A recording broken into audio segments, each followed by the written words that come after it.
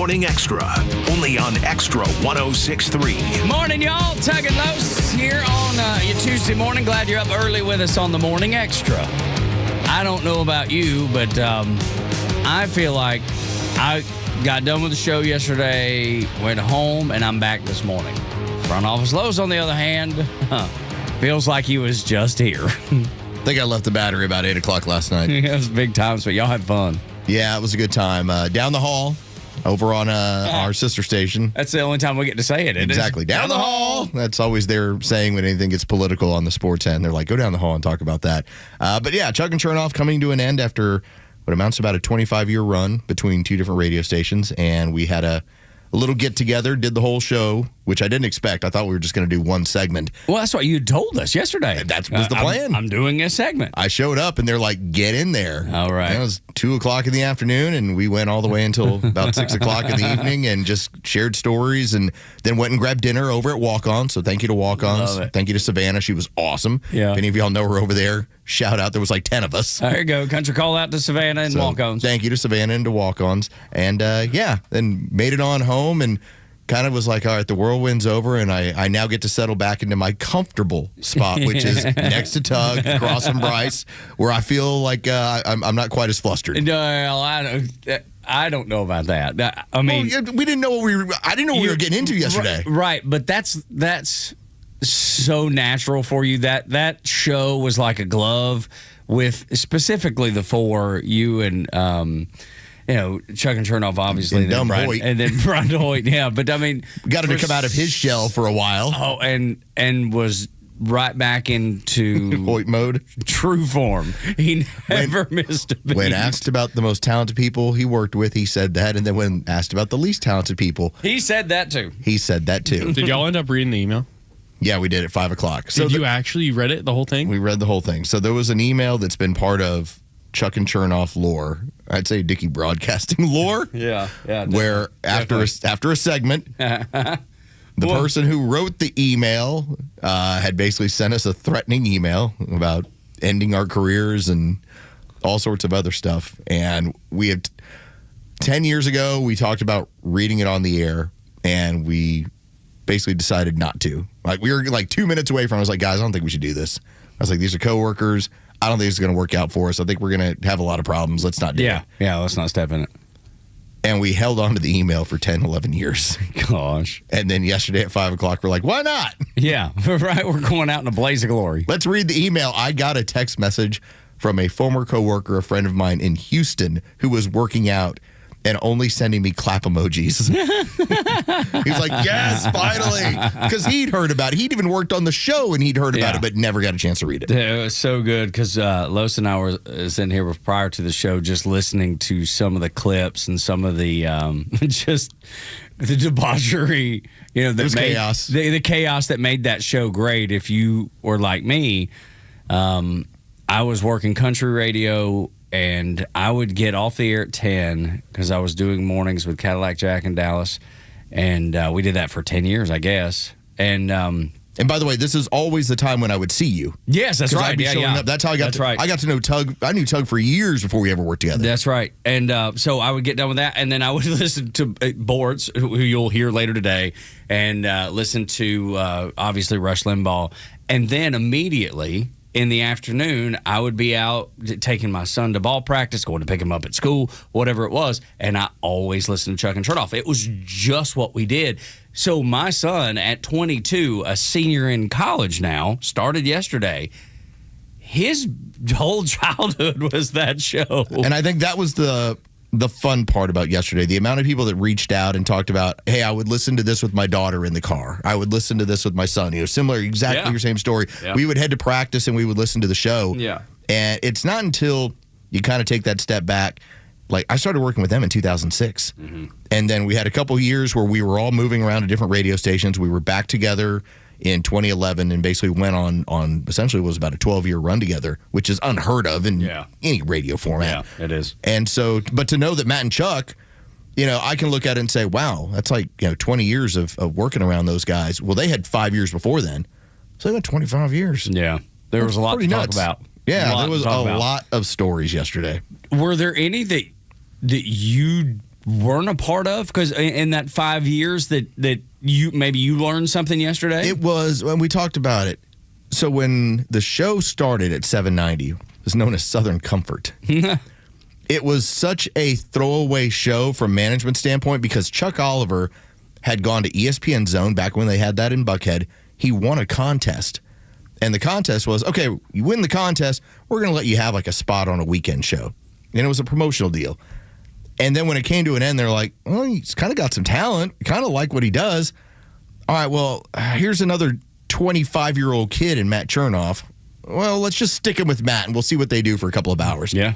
And so for the first few years, that show really wasn't what I thought it could be. And so when I joined over at 790 and I was asked, who do you think you could work best with? I was like, I think they've got something. and I'm sure managers was like, Them? Yeah, like those two guys? You think? And so it just all... Are you sure we hired the right guy? Well, I told the story yesterday on air. We had a scenario where because we were working middays, and for those of you who have always listened to News Talk, to Rush, to Bortz, okay, middays is the sweet spot in this format. Like, if you can work middays, that is awesome. That's why you have Clay and Buck noon to 3. That's why Rush was always noon to 3. That's why Neil was, always like 11 to 2. Mm-hmm. You know, it's the sweet spot. This is where you want to be. And what's different, though, is in sports talk, it's afternoon drive and morning drive. Well, Matt and Chuck and I are doing a midday show, and we're tripling the ratings of morning and afternoon drive. So you can imagine, as a salesperson, you're going into a potential client pitching the afternoon show or the morning show, and they're going, hey, wait a minute, what? That show has triple the ratings. And by the way, you don't make as much in sports talk in middays. So management brought us into a meeting, sat us down, and told us, stop being funny. What kind of, who says that? I've never, I mean, that sounds like something out of The Office. And by the way, the person who is doing it is kind of under orders to do it. It wasn't like it was their plan. Yeah. It happens that way a lot in companies. By the time everything kind of took off and it became what it became, it was just fun. It was cool memory lane, and we talked about, for some of the guys, it was first marriage. In my case, I'm like, only marriage. Yeah. But it was like pre-kids for many of us. Yeah. It's just a lot of that sort of stuff. And so I think about the fact that you and I have been doing a show for going on, off and on for about 5 years now. Yep. And they were 25? Yeah. It's like, we got a long way to go. We got a ways to go. But something to keep it moving, yeah. Certainly. Was there anything that you'd forgotten about that got brought up that you're like, oh my God, I can't believe I haven't thought about that in years? Yeah, there was one time where Brian Hoyt had said something, he was joking about Matt Chernoff's oldest son. And I remember I repressed the memory because it was one of the only times I've ever seen Matt get so incredibly angry as we're starting the show. Oh, no. And I flushed it. But when Matt started bringing it up, I remember he is legitimately cursing at Hoyt in the talkback industry term where I can talk straight to Bryce and nobody hears it. And he is cursing at him in a very dad sort of tone. Not belligerent, not unhinged, but more stern. Look at me.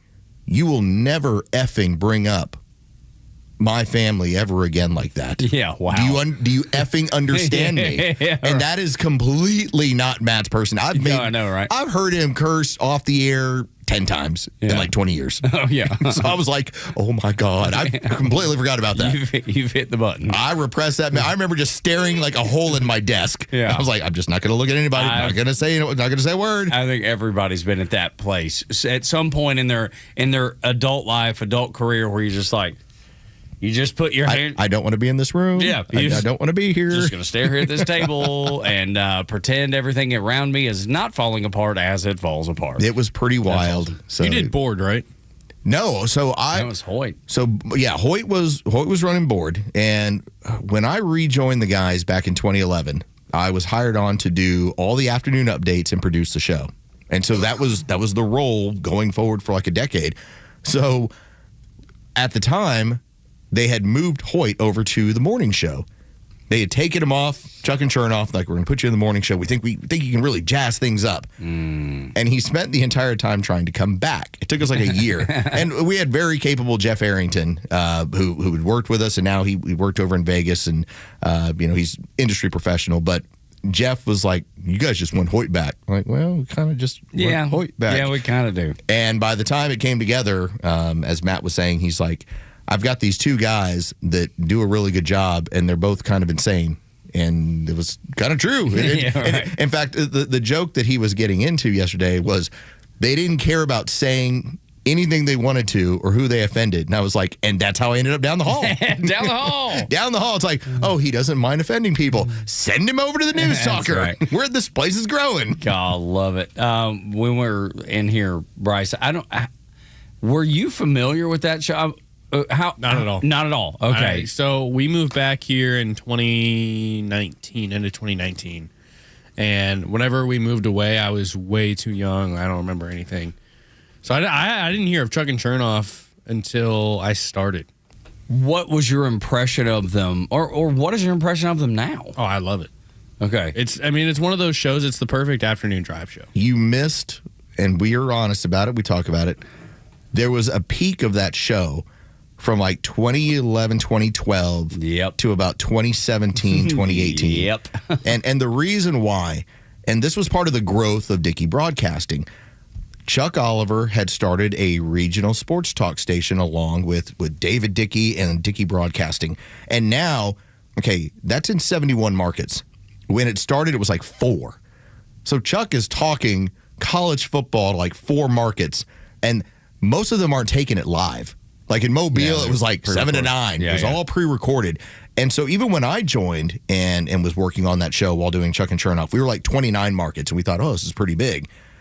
But as it kept growing, we kept losing a little bit more of Chuck because the responsibilities are suddenly, I got 50 stations. I got 60 stations. Now I'm at 70 stations. So when we talk about peak, it was when the entirety of the focus was there.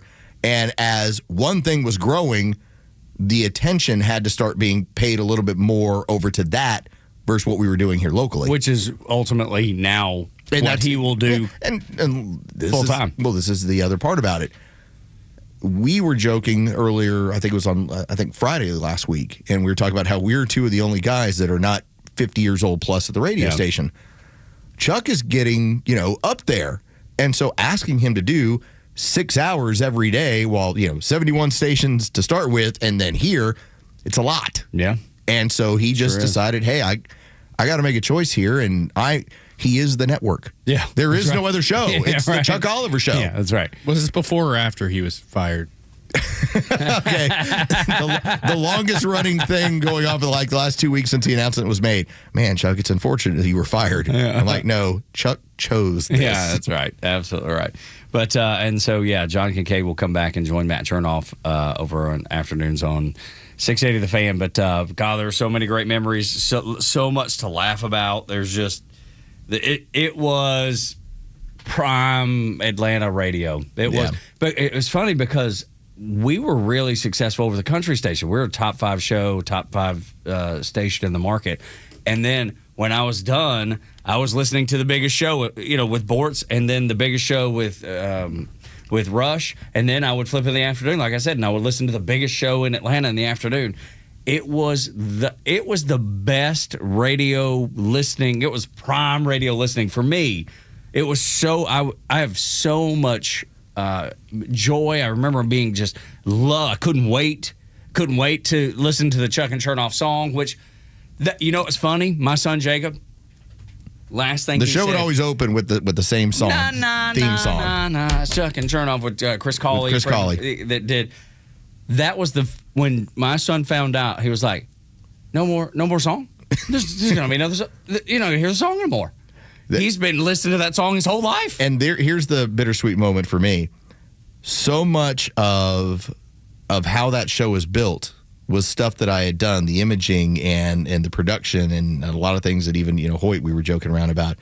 And all of it's going away. And so whether it's, your worst idea or your story toppers, or whenever you hear story too long, like all those little things about that show. Yeah. I'm like, oh man, like where's that going to go? No. Okay, well that's going away. And so it's being packaged up, and after 25 years, just put on the shelf and like, okay, it's that like one. A yearbook. Did that, yeah. It's like a yearbook. Yeah, it's a high school yearbook. And occasionally you'll go back and look at it, but you'll always remember it. Everybody will. That was part of the fun of yesterday, was just the nostalgia while also getting a chance to just talk about how, like, I don't know, it's like when it's at the end, you start having these very honest conversations with one another. And we always did, but there's just, there are certain things that when you have a show that's going well, that it has good interaction, there are things that you talk about off the air. Like Tug and I have conversations off the air that never make the air. And they're wildly more personal, and it goes beyond what you would talk about with a normal coworker. Well, that was every day on Chuck and Chernoff, and then to be around other shows and to know they don't interact that way. Yeah. Like the guys don't talk to each other during breaks. There's definitely a value. Yeah, to that. it's different. Yeah, you're exactly right. Amazing. Congratulations, man, and it was fun. Congratulations to Matt and Chuck, both of them signing new deals here at DBC. So they're both going to be around, but they're just doing something different. It's a season of life, man, and the season has come to an end. It is. It's weird. Today's the final show, and I don't even think I can listen to it. Like, yeah. I was. Are you going to get a little lump in your throat? Because I would. Probably, just to hear the ending of that stuff. Yep. Yeah, yesterday during dinner, I think that was kind of the part where, and I had said something in the 5 o'clock hour when we were talking about the conversations we were having, and I was like, I look at both of you guys as brothers. I was like, there's no other explanation for it. I mean, these are the guys that when you're having pregnancy issues, these are ones you're talking about it with. When, you're having personal life issues, Matt, that's the sort of stuff that you were talking about. Yeah, we were joking around about the amount of marriages with like, hey, working on marriage number 3, huh? But it's the kind of jokes you can do amongst friends against people that are invested and care about you. Yeah, no, it's great, man. There's just nothing like it. I'm glad you're part of it and glad you're able to celebrate it yesterday. Glad that you're with us this morning to hear about it on the Morning Xtra. Let's get into some serious stuff. Yes, right. Let's go. Well, you just need to get a pencil and a piece of paper, because I always tell you to take notes during story time, and that's up next. 6 o'clock hour is brought to you by Subaru of Gwinnett.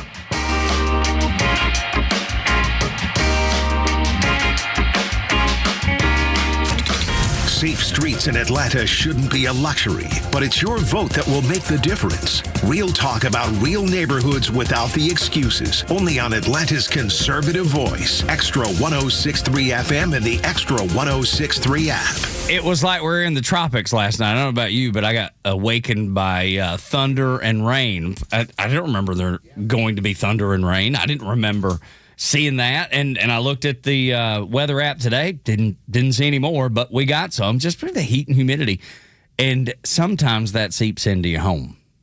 If it feels damp, sticky, uncomfortable, ask Central Heating and Air Conditioning about a whole house dehumidifier. Removes that excess moisture throughout your home, making it more comfortable, helping your air conditioner work more efficiently. And if you're considering a new system, qualified buyers save up to $1,700 in carrier rebates, 60 months, 0% financing with approved credit. All you need to do, call Chuck and his team at 770-GET-HEAT or go to centralheat.com. Central Heating and Air Conditioning, delivering carrier comfort for the world we share. Still on the fence about a fence? Hi, this is Jared with Accent Fence. Protect your home, your family, and your pets with a brand new fence from Accent Fence. Whether you want the classic look of wood, the durability of aluminum or steel, or the affordability of chain link, Accent Fence builds it right the first time. And with no money down financing available, your dream fence is more affordable than ever. Read our 5-star customer reviews online and see why so many homeowners trust Accent Fence. For quality, craftsmanship, and dependable service, visit accentfence.net today for your free quote. A ring is not just about how it looks today, it's about how it holds value over time. With competitive pricing, price matching, and strong trade-up and trade-in values, Solomon Brothers helps protect your decision long after the moment passes. Because for over 44 years, we have helped Atlanta choose jewelry that marks life's most important chapters. Solomon Brothers, helping Atlanta say I do since 1982. Book a private shopping appointment online. Hey, this is Los with David from Atlanta, who just purchased his new car with the Honest Car Guy, the new, fully transparent way to buy your next vehicle. David, tell us about your experience. I had been looking for a vehicle for a couple months. The car buying process was a little challenging at first for me. I had some credit issues in the past, and I just happened to hear a familiar voice on the radio, and it happened to be the Honest Car Guy ad. I got in touch with Tom. Within 2, maybe 3 days, I had a vehicle being shipped here from Orlando, Florida. I have already recommended him to family members, several friends, and I'll purchase a car from Tom when I make my next purchase for sure. Friends, if you're in the market for a pre-owned car, truck, or SUV, get an honest car buy from the Honest Car Guy. You pay what we pay, plus an honest fee, and we back that up by giving you the bill of sale. That's our transparency guarantee. Call 844-SHOW-ME-1. That's 844-SHOW-ME-1. Or visit honestcarguy.com. You've probably heard all those ads for life insurance. Just a few dollars a day, apply online in minutes, no medical exam. Simple, easy, and cheap, right? Now you're thinking, maybe I should get a quote. Well, smart thinking. Everyone should have life insurance. But here's what they don't tell you. Those few dollars a day rates, they're for young people in perfect health. That's why everyone calls Big Lou the 50 to 60-year-old not-so-perfect candidate. Like you. You take prescription meds, and you're overweight. Winner, fried chicken dinner. Well, Big Lou works with life insurance companies that want people like you, with no surprises after you apply. In fact, if you're a 50-year-old guy with a few health glitches, Lou could probably find you $1 million of term life coverage for about $200 a month. So, yeah, you need life insurance. But unless you're young and healthy, you gotta call Big Lou, because he's like you, older, heavier, and on meds, too. Get a quote right now at 800-555-1509, 800-555-1509, or biglou.com. Paid for by term provider. It's the most wonderful time of the year at Staples. They've got back-to-school supplies as low as 25 cents, up to 40% off select tech, and more at staples.com/back-to-school. Staples, that was easy. The stories that matter to you. These are your Georgia headlines. It's Tuesday, August 18th, and here are your headlines. CNN is defending White House correspondent Kristen Holmes after a heated exchange with President Trump yesterday. Holmes asked Trump about comments from Georgia Senator John Ossoff promoting the White House to accuse her of taking a cheap shot at the president. CNN says Holmes was simply doing her job by asking a tough question and a newsworthy question, while Trump called her fake news and told her to be quiet.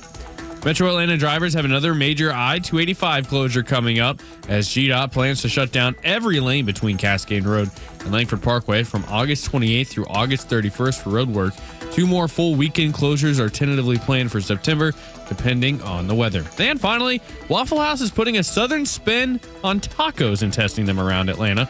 About 45 Metro Atlanta locations are offering 7 taco options, including bacon, sausage, egg and cheese for breakfast, plus cheesesteak, chicken melt, and even patty tacos for later in the day.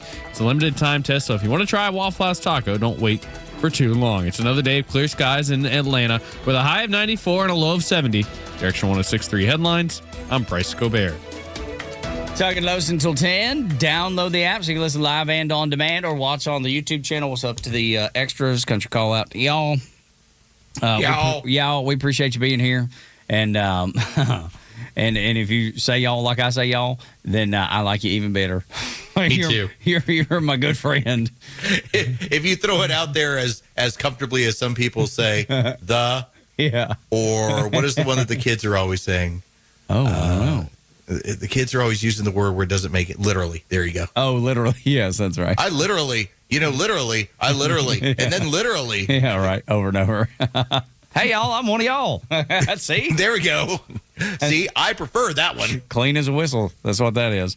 Let's do a story time. I always say that if you're smart here, you'll take notes. Like Los took notes from our engineer, Mike Aron, about his home setup to make sure it sounds as good as it possibly can. I feel like it sounds fine. It does. On this end, it sounds great, but you took the notes. Yes, he told me. He said, do this. I said, yes, sir. There you go. Absolutely. So I'm telling you, so you can learn, so you can be good and knowledgeable about all kinds of things.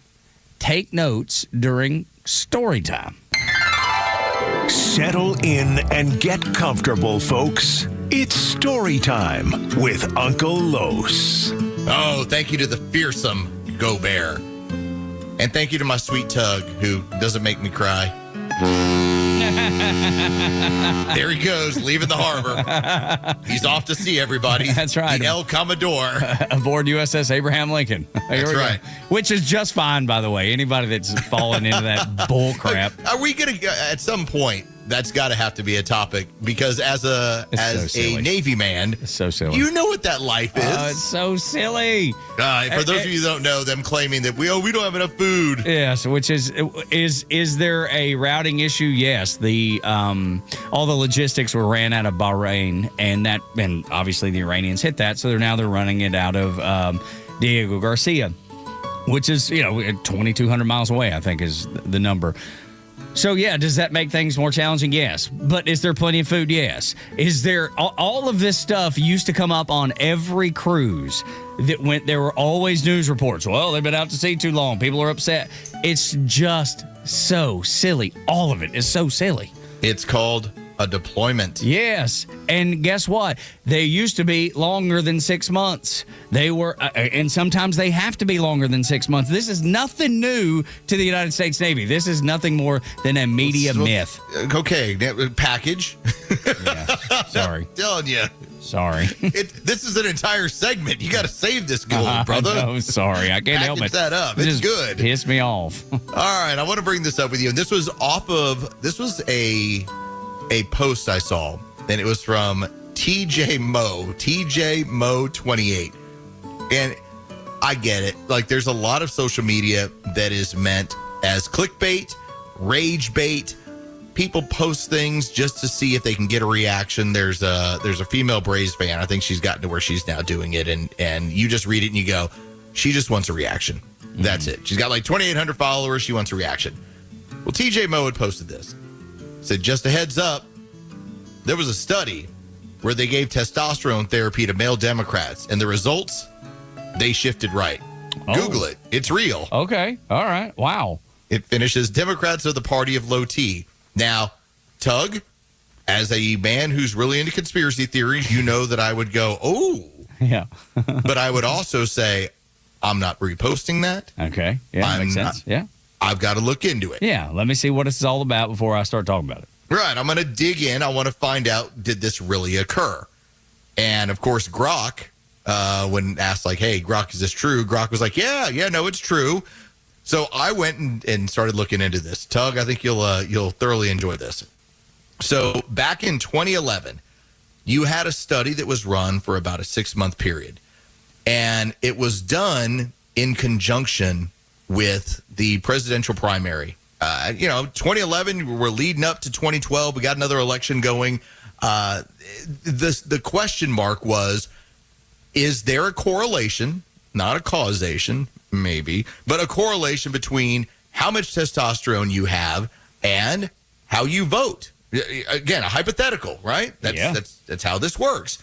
Well, so this was later published in Brain and Behavior, and it was titled Testosterone Administration Induces a Red Shift in Democrats. Okay? I love it.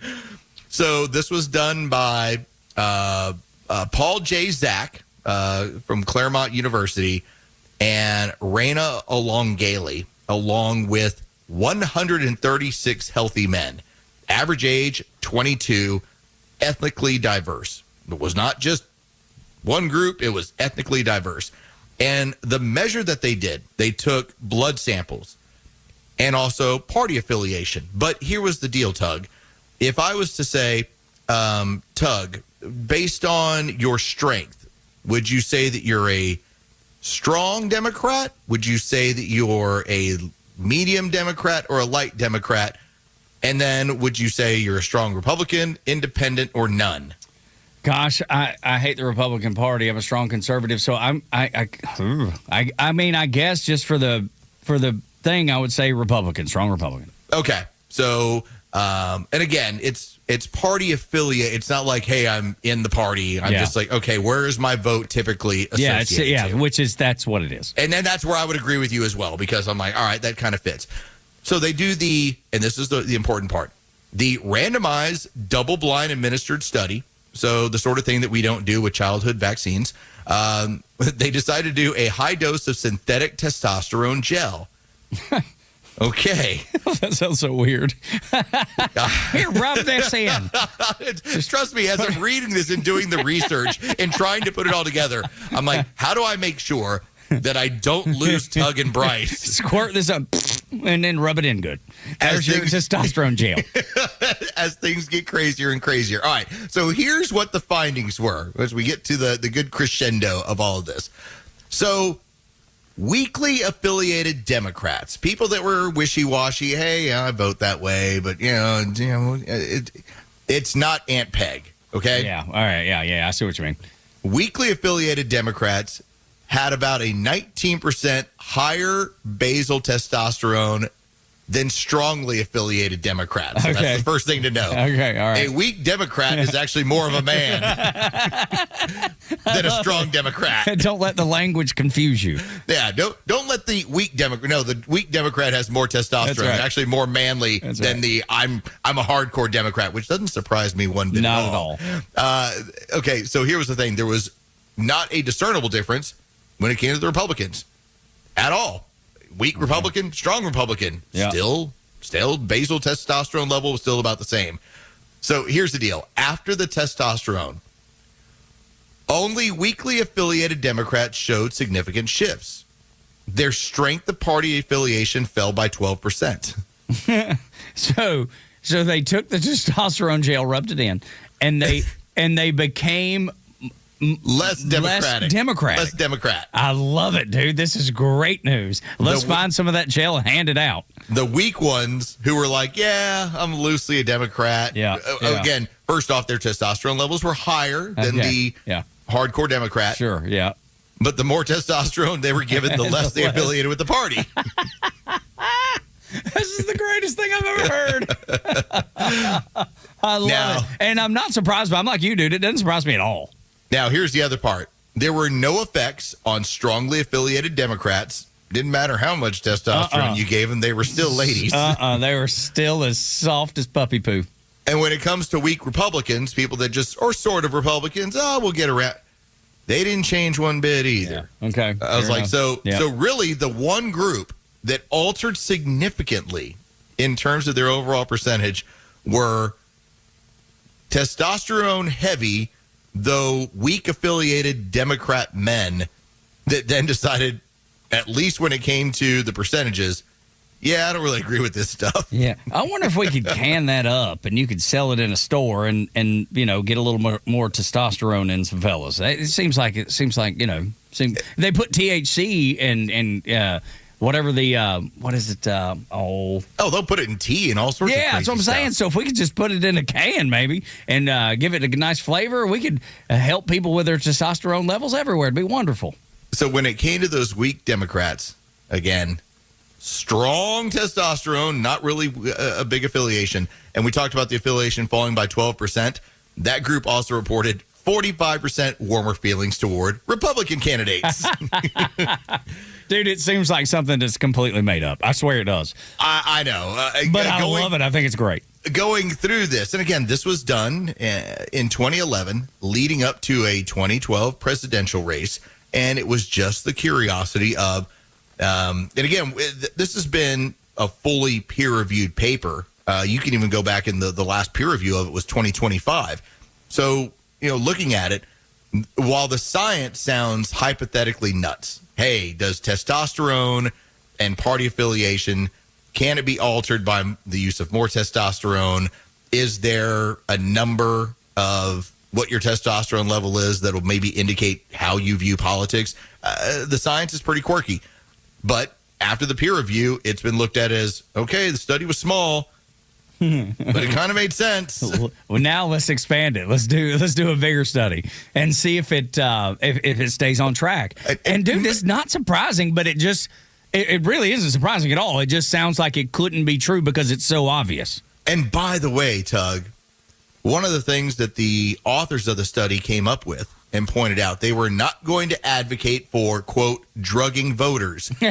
That's Tug Cowards. I meant to say, isn't that what I was just saying we need to do? You're like, how do we drug them? How do we get it? Can we put it in the toothpaste? Can we get it in the water supply? That's right. Like fluoride. Clark Howard used to say fluoride was great. He said he loved it being in the water system. So maybe we can put some testosterone in there too and help out some folks. So this was the Redshift study. I love it. And it was, again, I know that the guy who put it out there when I was like, TJ Mo 28, I don't believe you. He was right. I believe you. Okay. It actually did TJ happen. This was done 15 years ago. God bless TJ Mo for not letting it die, because otherwise we wouldn't have known. We wouldn't have known this. No. We would have probably thought it. We would have probably thought it, though. That's the funny part. Something that I've observed countless times. Yeah, that's right. When I see the posts on X and I'm like, that's a guy with a bun. Yeah, That's a lady right. man. Yeah, I know that guy's got a lot of estrogen. Yeah. Yeah, it's all true. His hands are really soft. I love it. Good job, TJ Mo. I hope you took notes. But you know what? In that one, you probably just realized that that's what you've always thought anyway. You probably didn't even need to take notes on that. The first time ever, right? Your confirmation bias was that's confirmed. Right. It's right. Exactly. I love it. Along the same lines as story time, I found a piece of audio from a guy named Brett Weinstein. He was on with Joe Rogan, and he was talking about something that's happened for the first time in 300,000 years of human evolution. We removed the cost from the single biggest reward nature ever invented, and that was sex and pair bonding, and ultimately having a child in a family. So along the same lines, this guy gets into the discussion of why are there so many liberal white ladies, specifically, that have gone crazy? Why do they seem like they're out of control? And they have this incredible reaction to whether it's climate control or climate change or illegals on the border, whatever it is, they grab onto with such ferocity. He says it's because they're using their motherly instinct in a different direction. And what I think has happened is, well, frankly, I'm going to connect it to the sexual revolution.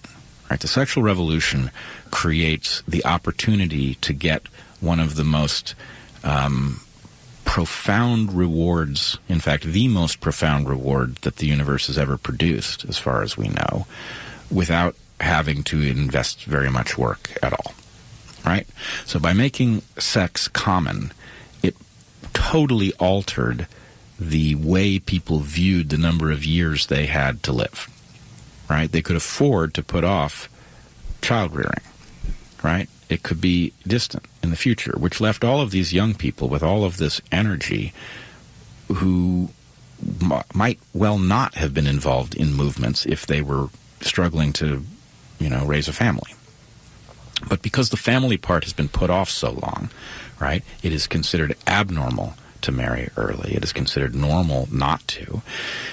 What people do is they take the energy, the seriousness of purpose that would ordinarily be directed into managing a marriage and the role of being a parent, and they put it into something.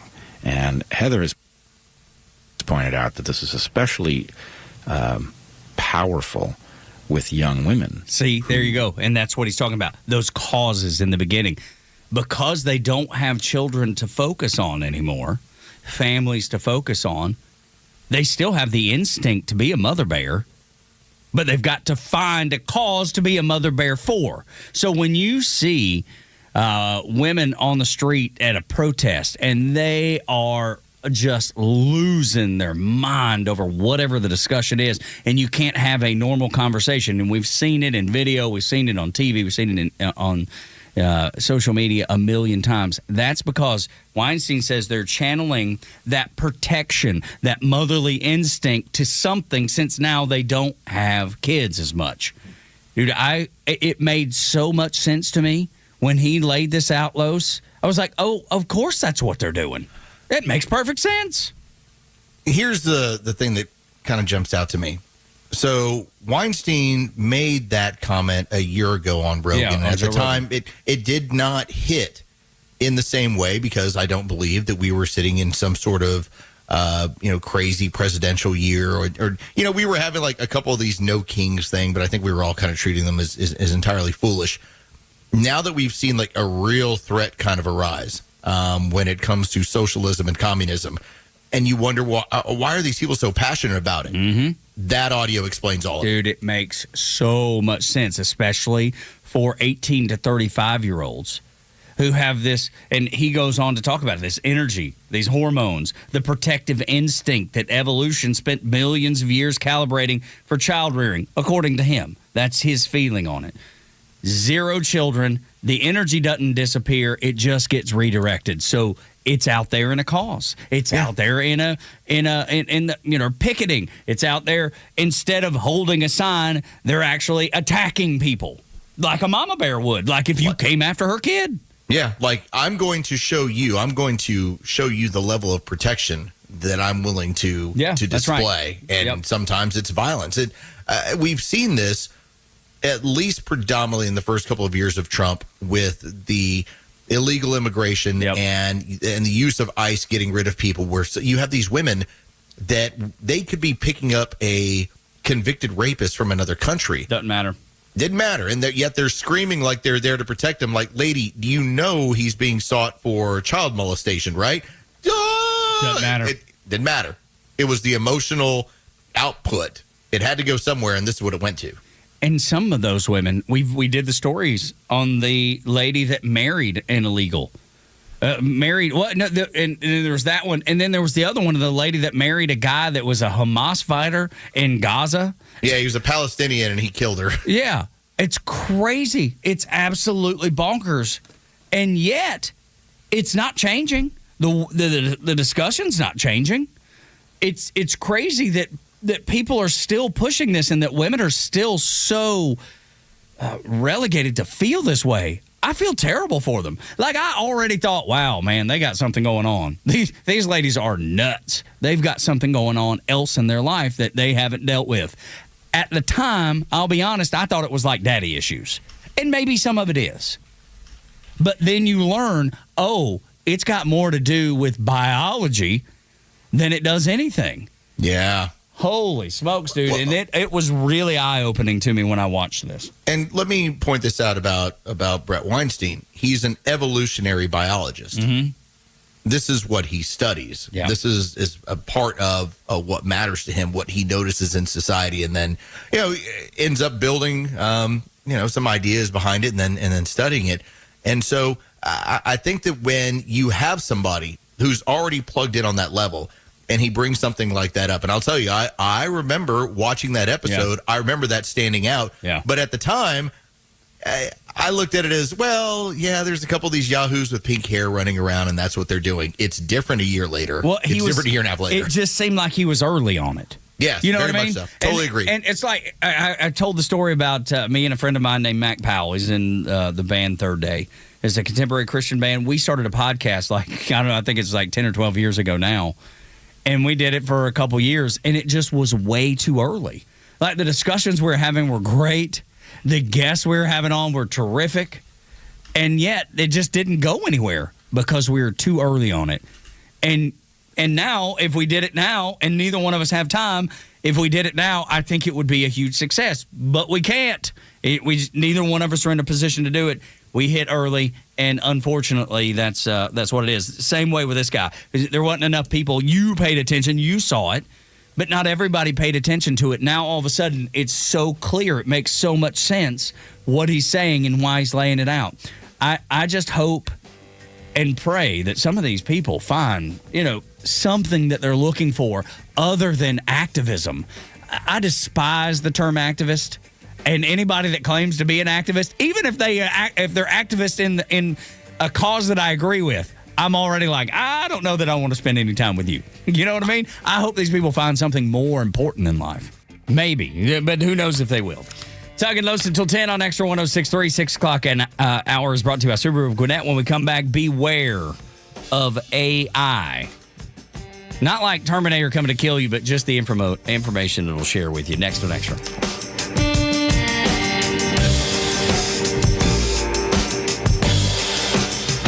Extra 106.3 Sports, powered by 680 The Fan. Good morning. Here are your sports headlines for Tuesday, August 18th. The Atlanta Braves opened up the road trip with a loss to the Twins in Minnesota last night, 4-2. The final, a 4-run first inning, doomed the Braves as they were the only run surrendered in the ball game. Game 2 tonight, it'll be Tyler Malley on the mound against Zebby Matthews. First pitch is set for 7:40. You can hear the game on our sister station, 680 The Fan, and for free on the Fan app. From the WNBA, the Atlanta Dream organization has apologized and blamed WNBA security for the incident over the weekend in which 2 fans were asked to cover up their shirts by WNBA security, otherwise be escorted from the property. The mother and daughter were wearing pro-women only in women's sports attire. With your sports headlines, I'm Carlos Medina.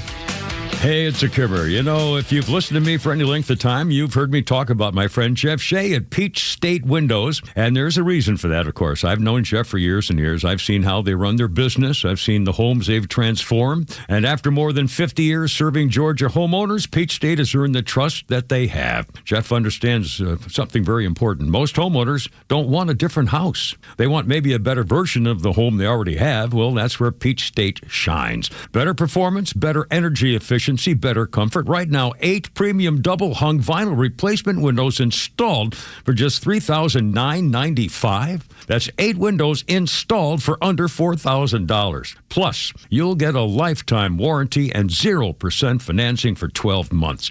You can see their work at peachstatewindows.com. peachstatewindows.com. 770-485-8011. Peach State Windows, trusted by Georgia homeowners for generations. Summer is here, and hopefully vacation is on the horizon. Whether the beach or maybe you're more of a mountain person, you've planned and saved in order to take some much-needed time off. You planned your vacation. Shouldn't you plan your retirement? You planned for a week in the sun, but have you planned for decades of golden years? Master Plan Retirement works with you to create a holistic, comprehensive retirement plan in order to offer the one thing your time off needs the most: peace of mind. From income and growth, tax strategy, legacy planning, and more, Master Plan Retirement walks alongside you to help ensure your golden years stay golden. Schedule your complimentary consultation today. Visit masterplanretire.com. Master Plan Retirement Consultants. Plan well and prosper. Advisory services offered through Master Plan Retirement Consultants, Inc., a registered investment advisory in the state of Georgia. Insurance, tax, and commodity services offered through Fricks & Associates, Inc., DBA Master Plan Retirement Consultants. The aforementioned are affiliated companies. On the fence about a fence? Hi, this is Jared with Accent Fence. Make the right choice and call Accent Fence. Whether it's wood, aluminum, vinyl, composite, steel, or chain link, Accent Fence can build you the perfect fence for your home. And with no money down financing available, now is the time to get your new fence. Explore fence options and read all of our 5-star Google reviews at accentfence.net. Then call and set up your free in-home consultation at 770-995-7463. For a fence that lasts, visit accentfence.net. Cozy Earth's mission is to transform the time that matters most, your sleep, into the most comfortable part of your day. Sleeping in a cooler environment offers several scientifically supported benefits. Studies show that cooler temperatures promote the natural release of melatonin. This leads to a faster sleep onset, better mood regulation, and significantly improved sleep quality. That is exactly why Cozy Earth's premium sheets are just such a game changer. Tanya and I love the sheets in the heat of Florida or here at the ranch. These sheets give our bed the luxurious feel and comfort for great sleep. Made from viscose from bamboo, they naturally wick away heat and moisture from your body. They're temperature regulating, helping everybody sleep several degrees cooler to completely eliminate the risk of night sweats. So try them out, completely risk-free. Cozy Earth has a 100-night sleep trial, and every set is built to last with a 10-year warranty. Head to CozyEarth.com right now. Use the promo code BECK, get 20% off. That's code BECK, 20% off, and you get a post-purchase survey. Make sure you mention you heard about Cozy Earth right here.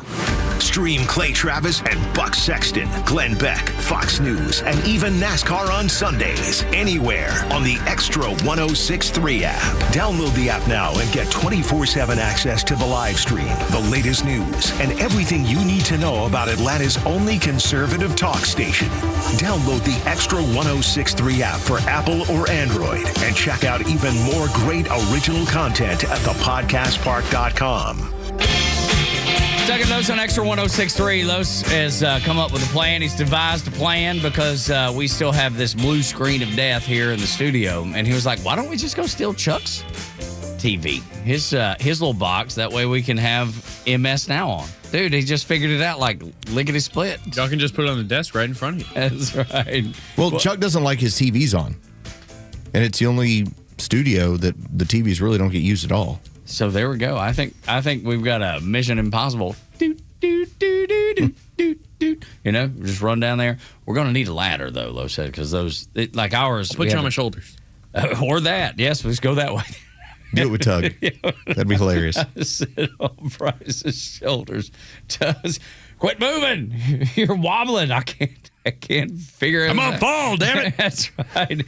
How am I going to get this box if you don't be still, Bryce? It's a matter. Have you not been doing squats lately? You've got to strengthen your bottom half up. Heaven. So, yeah, hopefully we'll do that. I did send our engineer a note and just said, hey, man, we got the blue screen of death. It's things are not looking well in here. We might not know what MS Now thinks about things. Yeah, it's problematic. We're going to lose at least, I don't know, 0.2% of our content. Yeah, that's exactly. Or 0.1 maybe even. I was surprised by something that you brought up yesterday when you were talking about AI platforms and some of the places that they pull information from. And I just happened to remember that and was reading about it. Most AI platforms, the places that they pull from most, Reddit is number one at 40%. That is the big issue for me. You can't trust the information there. Then Wikipedia, which is just as bad. Just as bad. Close to as bad. It's definitely activist driven. Then YouTube, then Google, Yelp, and Facebook. It is at about 20%.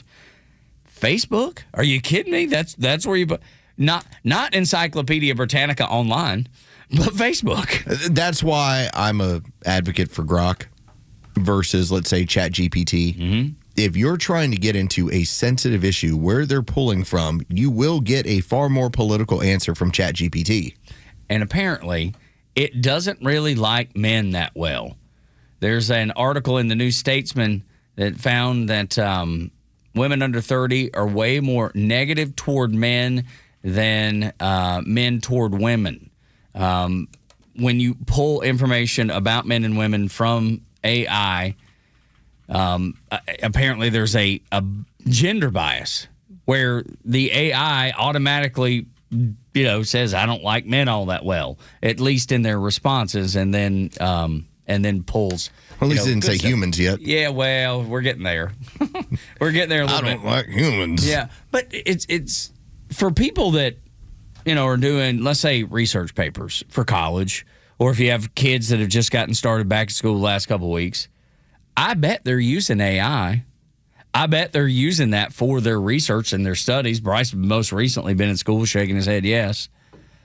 So if you're automatically going to a place that you know that is going to give you bad, or maybe they don't know, it's probably good that we bring it up, that is giving you bad information, then what are you doing? You're taking in information that is wrong and you're committing it to memory, because at some point you're going to have to know about the information that you're discussing in your research paper, and you're going to have it all wrong. And I bet there's not too many professors out there trying to correct the information that's being used because it lines up with what they believe. It's not a good place for our school children to be, man. And it's not like you can just go grab an Encyclopedia Britannica, at least a hard copy, because that doesn't exist anymore. Those don't. So you go, I guess you can go to their website and do research there, but there's probably, I'm not been in a while, but something tells me there's probably some sort of access fee these days for encyclopedias online, actual encyclopedias. We talked about the importance of competency. Now, you can be competent by using AI, but if you want to be comprehensive, you're going to have to do the work on your own. You have to, man. Do not rely on Wikipedia. Do not rely on AI. It's like you'll get a solid background at the time, but if you really want to know about something comprehensively, you got to dig into it for yourself. And you got to go from multiple different sources, just like any research would need to be done that way. It's crazy that we have to bring it up, though. It's crazy that we have to tell you that, because otherwise you'll get lousy information. When we come back on Extra, we think you could probably use a little less government in your life. Next on Extra.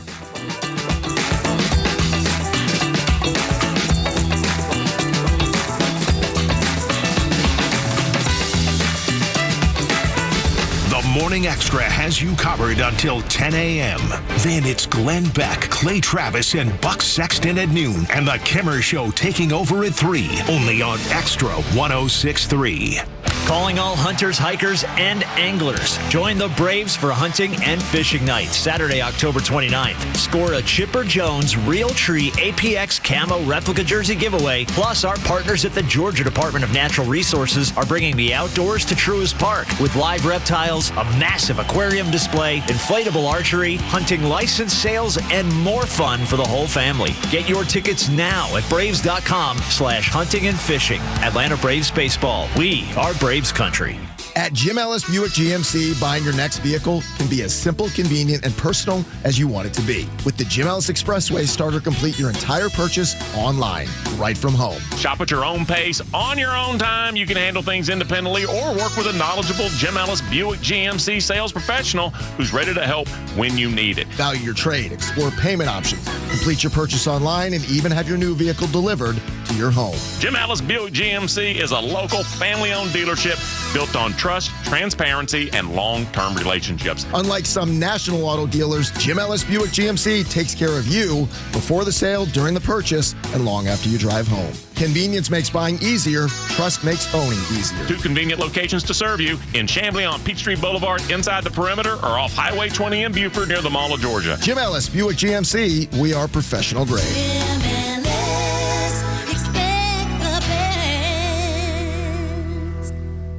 In a world where your yard has no boundaries, where the neighbor's kids cut through it like a public park, one company has dared to draw the line, literally. Accent Fence. Hi, this is Jared with Accent Fence. Setting boundaries is a good thing. So do it with a wood, vinyl, composite, aluminum, steel, or chain link fence. And right now, we're making it more affordable with no money down financing. Get your free quote today at 770-995-7463 or book online at accentfence.net. Fighting the communists with truth every day on the only conservative news and talk station in Atlanta. Extra 106.3 FM and the Extra app. This is WFOM and W292EV Marietta, a Dickey Broadcasting Station. Locally owned and heard throughout Georgia on the Extra app. The polls are just opening in much of Florida. I'm Dave Anthony, Fox News, where it's primary day and more progressives are trying to unseat more House Democrats. Republican-led redistricting has changed congressional maps in Florida. So in the state's redrawn 20th congressional district, self-described Democratic socialist Elijah Manley is challenging longtime Democrat Debbie Wasserman Schultz. Manley spoke on Fox saying that ICE needs to change.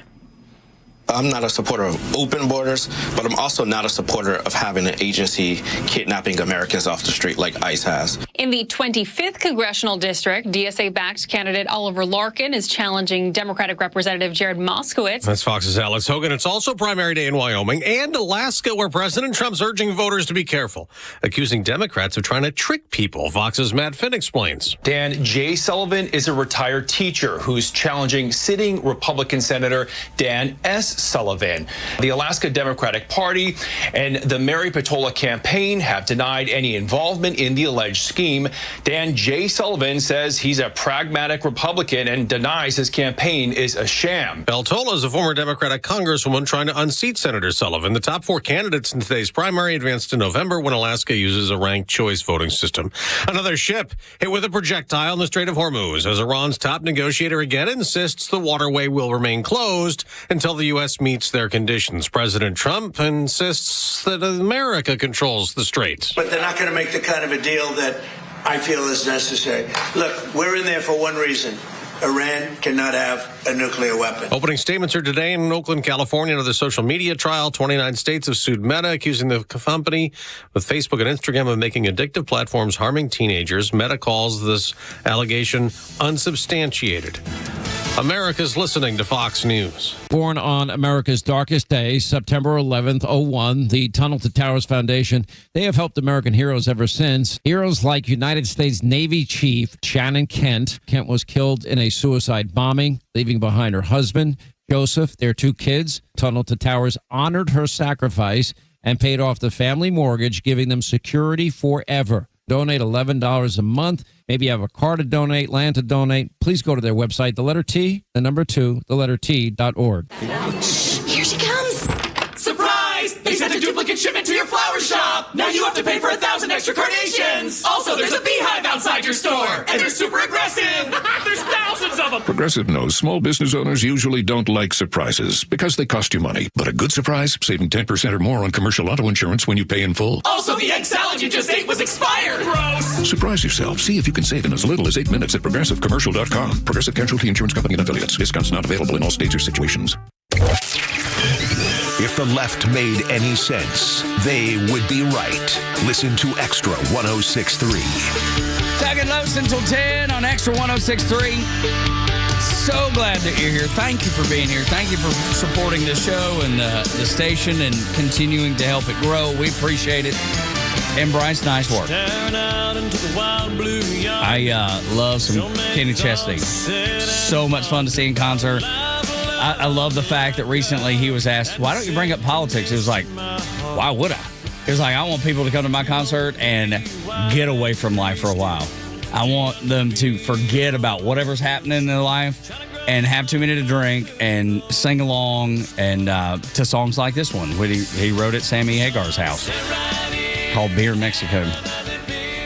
Or you could be Jason Isbell. And a pain in the ass. Yeah, you can be that.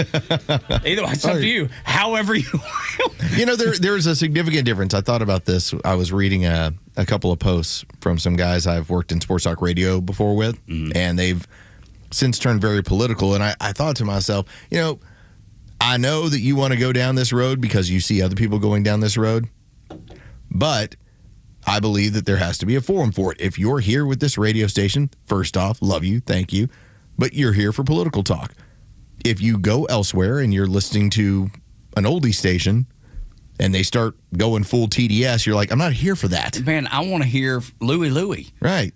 You know, I want to hear Wooly Bully. Yeah, that's right. You know, that's what I'm here for. But that's why I'm like, time and place, brother. That's like, right. Where is it? If your audience wants that, well, then deliver that for them. And if you're going to a country music show, typically you're not looking for a lesson in foreign politics. That's exactly right. And it doesn't matter. Like, most country acts don't even talk about the politics they agree with. They'll wave the red, white, and blue because that's who they are, and they'll sing their songs and have some cold drinks and have a fun time. And keep in mind, you're more than welcome to do it.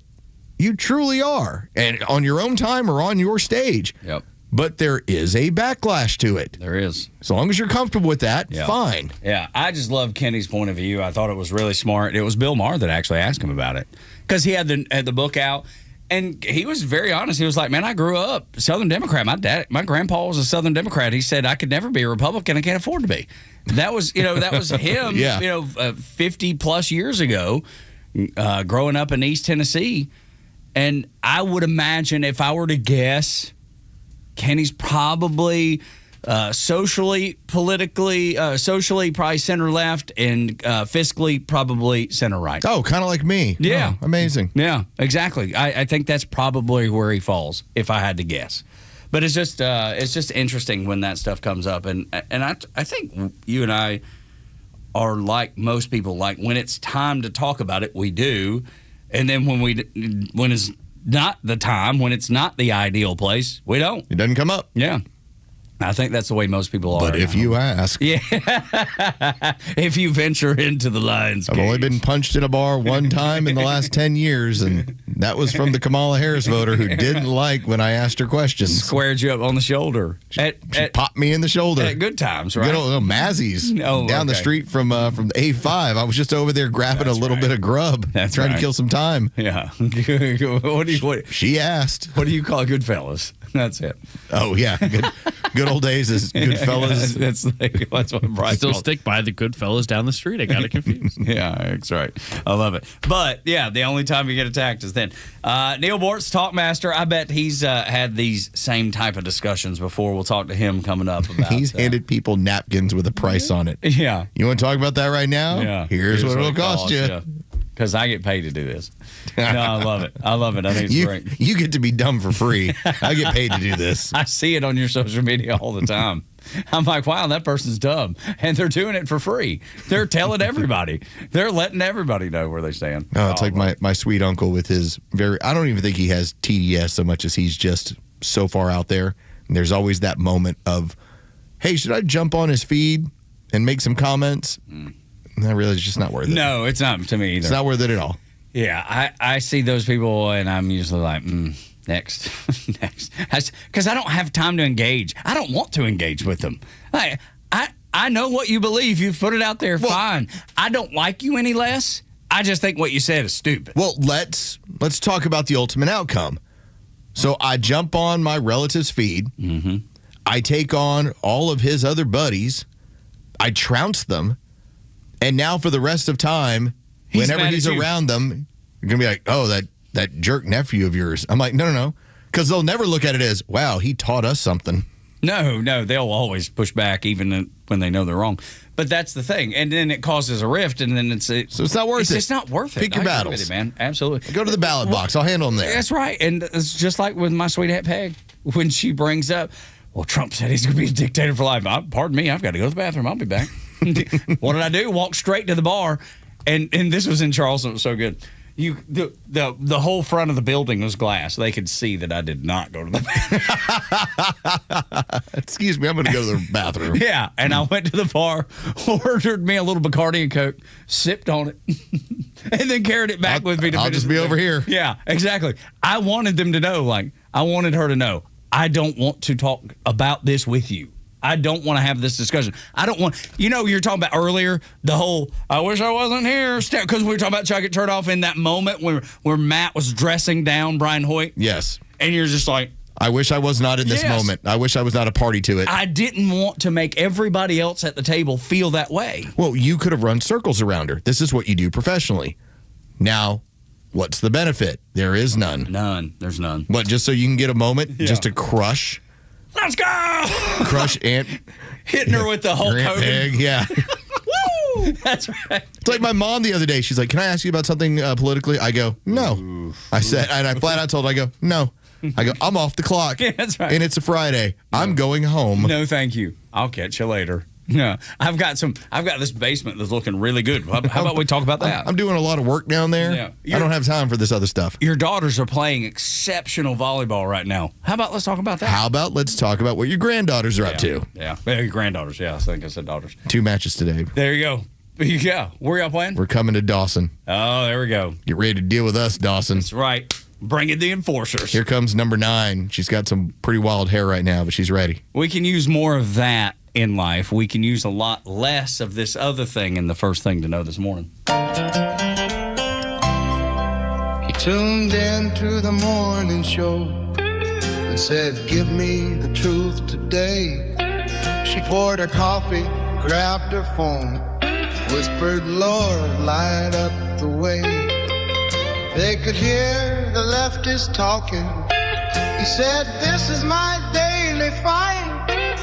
If they take me to the office, where's the chorus? Where's the choir? Show up, y'all. There was the Morning Xtra. Good morning, everybody. We got flashlights going. Getting a little bit of music in here to start the first thing to know today. First thing to know, I had another one of those eureka moments. Now, typically, taking the dog out, use the restroom, the shower, or if I'm stuck in Atlanta traffic. Those unique places where things just come to you. Where I go, oh, hey. And a lot of it is actually stuff that is not overly complicated, but it's just a moment of, it's what the alcoholics call a moment of clarity. I have gone too far. That's right. Here is my moment of clarity.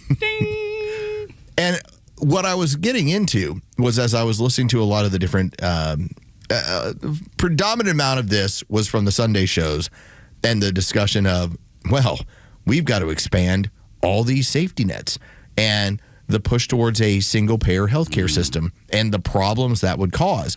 And then I also started thinking about when Tug was bringing up with me about, so what does government do well? Now, the one we always go to is, we blow stuff up. We blow S up. Yeah, we're good at that. I'm good at that. Get you your mail? Sometimes. Not usually. Maybe. Once in a while. Like, I get it. And I think about it when it comes to Kimmer, when he talks about how he wants to send stuff in the mail. He's like, I want to send you my check in the mail. I don't want to do that electronically. Automatic bill pay or whatever. It's like the whole e-bill. He doesn't want it. I'm like, well, you're depending on government to take care of that for you. Okay. It's never going to work. And what hit me was this. I have always believed this is the greatest country in the world, and I will believe that until my dying day, unless the communists or socialists get a hold of it. We'll see how that goes. 2020 versus 2024. We'll kind of throw around some different ideas there. But my thinking was this. We get the benefit of the greatest country in the world. Hallelujah. Yet, you have to put up with the interactions of government, which are, they're problematic. They are going to cause issues for you. For instance, something as simple as, hey, I got to go get another driver's license. Now, when I can do it online and take care of it, man, I'm like, oh, thank you. Okay, efficiency improved. For years, you had to go down to the DMV and sit there. And that's when you found out a whole lot about government. Oh, the inefficiency, just the waste of time. It just never went well. And it resembles going to the post office. If you ever during the holidays take a present to go get that taken care of at the post office, it's a problem. Now, my last time to the post office is when I was handling my, what was it that I was doing? My passport. And I went down there 2 times, and it was brutal both times. I went back a 3rd time, found the nicest lady. She took care of everything. It was awesome. I think it's first of all, are you willing? Who are you dealing with? Who'd I run into? But more than that, it's the mechanism, the heavy-handed government, the way government operates to begin with anything that makes the post office inefficient like it is. And so my overall point, the eureka moment was, I live in the greatest country in the world, and yet the biggest issues I run into are government. And so this entire push coming from the DSA, the socialists, the communists, the Democrats in general, to increase, as you put it, the heavy-handedness, to increase more government interaction with me on a daily basis, you want to talk about ruining, hurting, putting a destructive force into the greatest country in the world, that's how you do it. Think about it. Most of your interactions that are going to ruin your day to a large extent are government related. And then think about this too, because we brought it up, and I'd seen another commentator on social media, surprisingly enough, talking about how good flight cameras were, and I was like, well, that's odd that you would think that, but whatever, he did. And I couldn't help but think, well, wonder if the guy that got pulled over because the flight camera told the police that his car was stolen because it misread the license plate. That's a government interaction. Yes, it is. And he had been boxed in with guns drawn on him. And all he's thinking he's driving along is, I live in the greatest country in the world. And the next thing he knows, I'm being boxed in with guns drawn and being told you've stolen this car. I'm about limiting government interaction. And so were the founding fathers. Yes. You are not supposed to have a large, crazy, intimate relationship with your government. Your government's supposed to be working for you on the fringes. It's supposed to be offering you protection and creating an environment in which you concede or fail, either one. That's always going to be part of a capitalist society. And so that was my eureka moment of, in the greatest country in the world, the only way that you can create problems for people is by making their interactions with government a daily interaction. Which is, as you're bringing up, exactly what the DSA, those people want to do. They want government to run everything. Your health care. Mom Donnie says we want to handle the means of production, which would be even local businesses that you deal with. And don't get me wrong. I send my kids to government schools, and I know Neil Bortz is going to shriek over that. That's right. Everybody thinks their schools are good. When he joins Forsyth County, we're pretty good. But I recognize that sometimes when there's an inconvenience, it is tied to a school. But that is my level of, you know what, I'm willing to do this. I'm willing to put up with what might be a hindrance, what might cause some frustration, because this is part of what I'm getting for my taxes. My tax dollars are going to this, so here's what I'm getting out of it. It's different when you start talking about my health care, or you start talking about some of these big programs that they want you to run that are basically like, let me take more money from you because we'll solve everything. Or what if they ran the grocery store that you go to? Or ran the grocery store you go to. Or they ran the gas stations. I know in Russia right now, they've got lines for diesel. Can you imagine government messing that part up? I had a moment over the weekend where I went to try and go get an oil change for my wife. And the place I went to, I've been going there for years, and I don't know, they've just fallen off. And one of the things they did was they gave me the quote for, well, here's what it's going to cost. And I looked at them and went, wait a minute, I've been coming here for 7 years. I was like, I've had this car for a year and a half.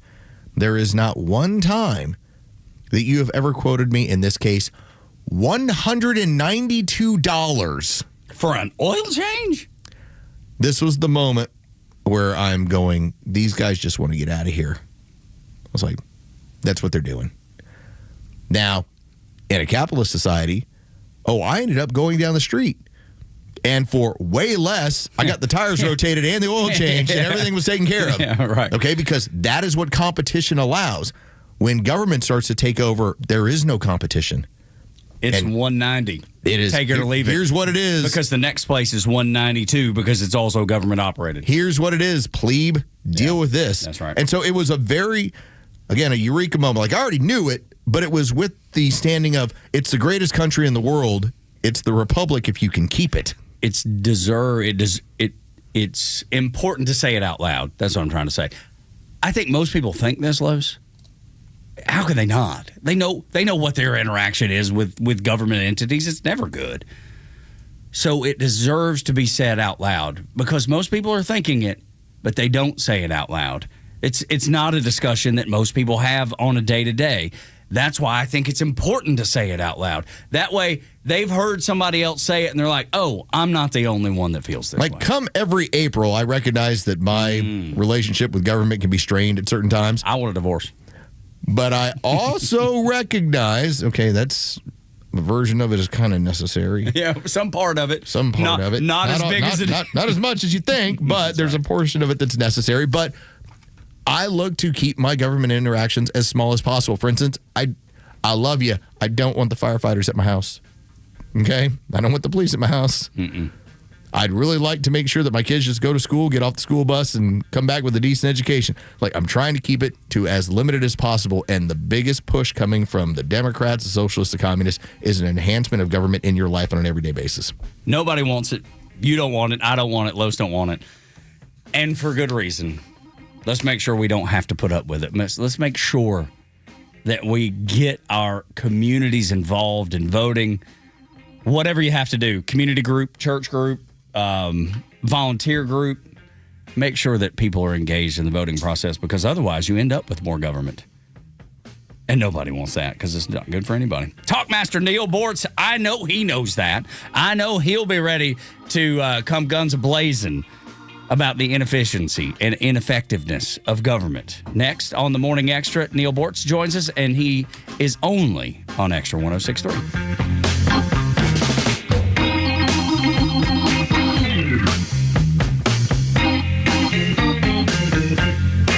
Morning, it's your friend Los. Let's talk about Howard Brothers and Echo. They do have their one-day sale that's coming up, okay? It's big news. You've got to be ready for it. So I want you to get your calendar out and get this thing down. Wednesday, September 16th, visit your local Howard Brothers for fantastic deals on Echo power equipment. That means Echo chainsaws, the blowers, the trimmers, and much more. Whether you're a pro or you're a weekend warrior, either way, Echo Tools will help you get the job done right every single time. So mark your calendar, head over, grab your crew, grab your work crew, or just, grab the wife and kids. Head on over to Howard Brothers, any one of their 7 locations on September 16th, that Wednesday, for the Echo one-day sale. One big day of savings you don't want to miss. Listen to the Morning Extra, The Kimmer Show, Neil Bortz, and all your favorite Extra 106.3 personalities whenever you want with the all-new Extra app. It's anytime show replays, all your favorite podcasts, and the latest political news from across Georgia. Download the Extra 106.3 app now for Apple or Android. Your yard. It stresses you out between the watering, the seeding, the weeding, and mowing. And no matter what you do, you're never satisfied. Have you thought about artificial turf? It's low maintenance, pet friendly, and looks amazing all year round. ATL Turf Co. is Atlanta's top choice for artificial grass installation. Let them build you a custom golf or putting green, outdoor kitchen, or pool deck. They even specialize in custom concrete and stonework. Schedule your free in-home consultation today at atlturfco.com. That's atlturfco.com. I'm Patrick Brown, former Army Ranger in the United States Army. Like many service members, I had to make difficult choices when leaving the military, and the most challenging thing was finding purpose in a new phase of life. Housing, employment, education, way too many decisions and no idea where to start. That was until I met the Warrior Alliance. They made it simple. They listened and quickly connected me to the services I needed. And like a trusted friend, they even followed up to make sure I was squared away. Change a veteran's life today by donating at thewarrioralliance.org, helping warriors navigate to success after service.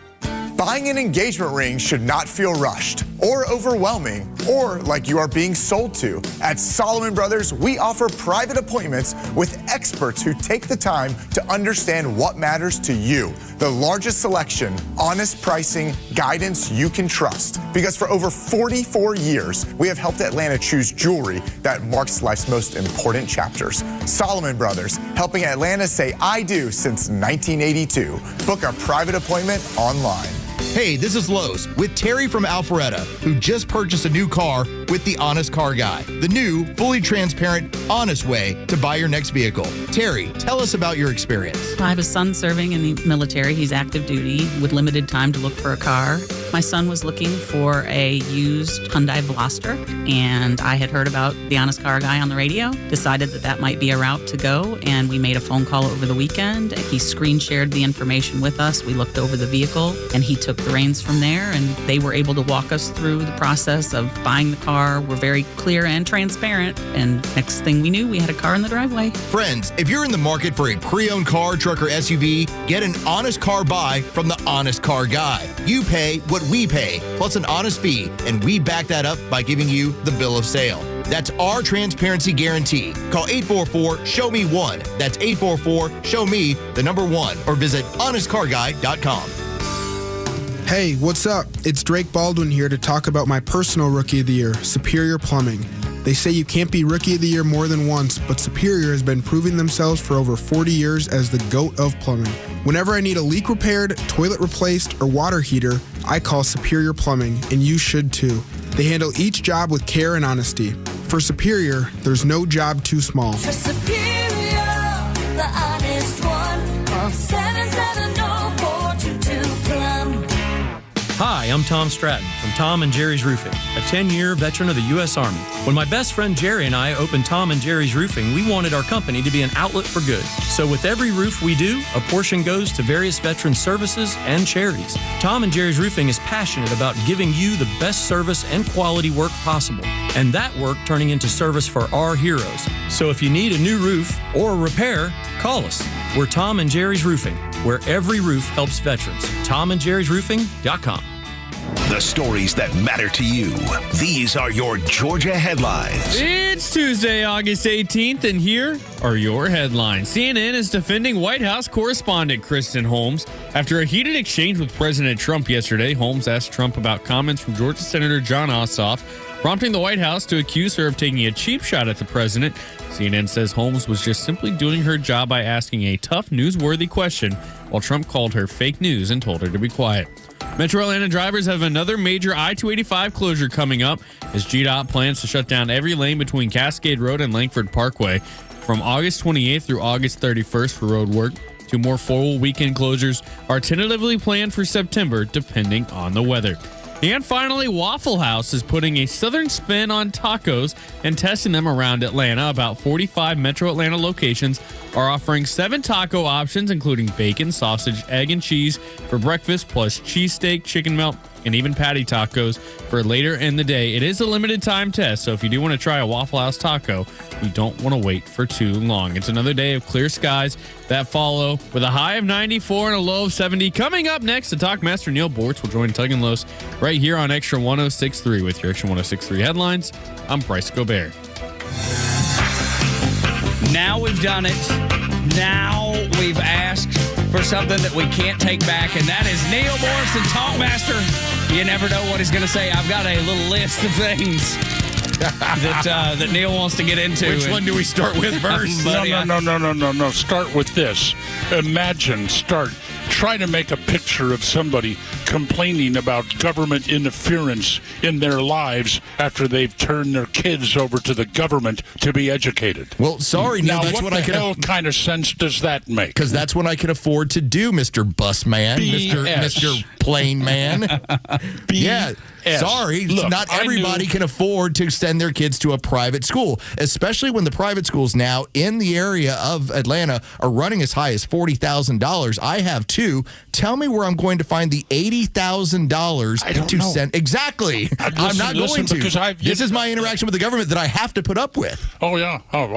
This interaction with the government is horrible. But in my case, I knew a lady that worked in broadcasting in Atlanta. She was doing traffic. Now, some people don't know what traffic is, but it's not what you'd call the highest placed job at a radio or TV station. Am I correct? Yes, sir, you are. Okay.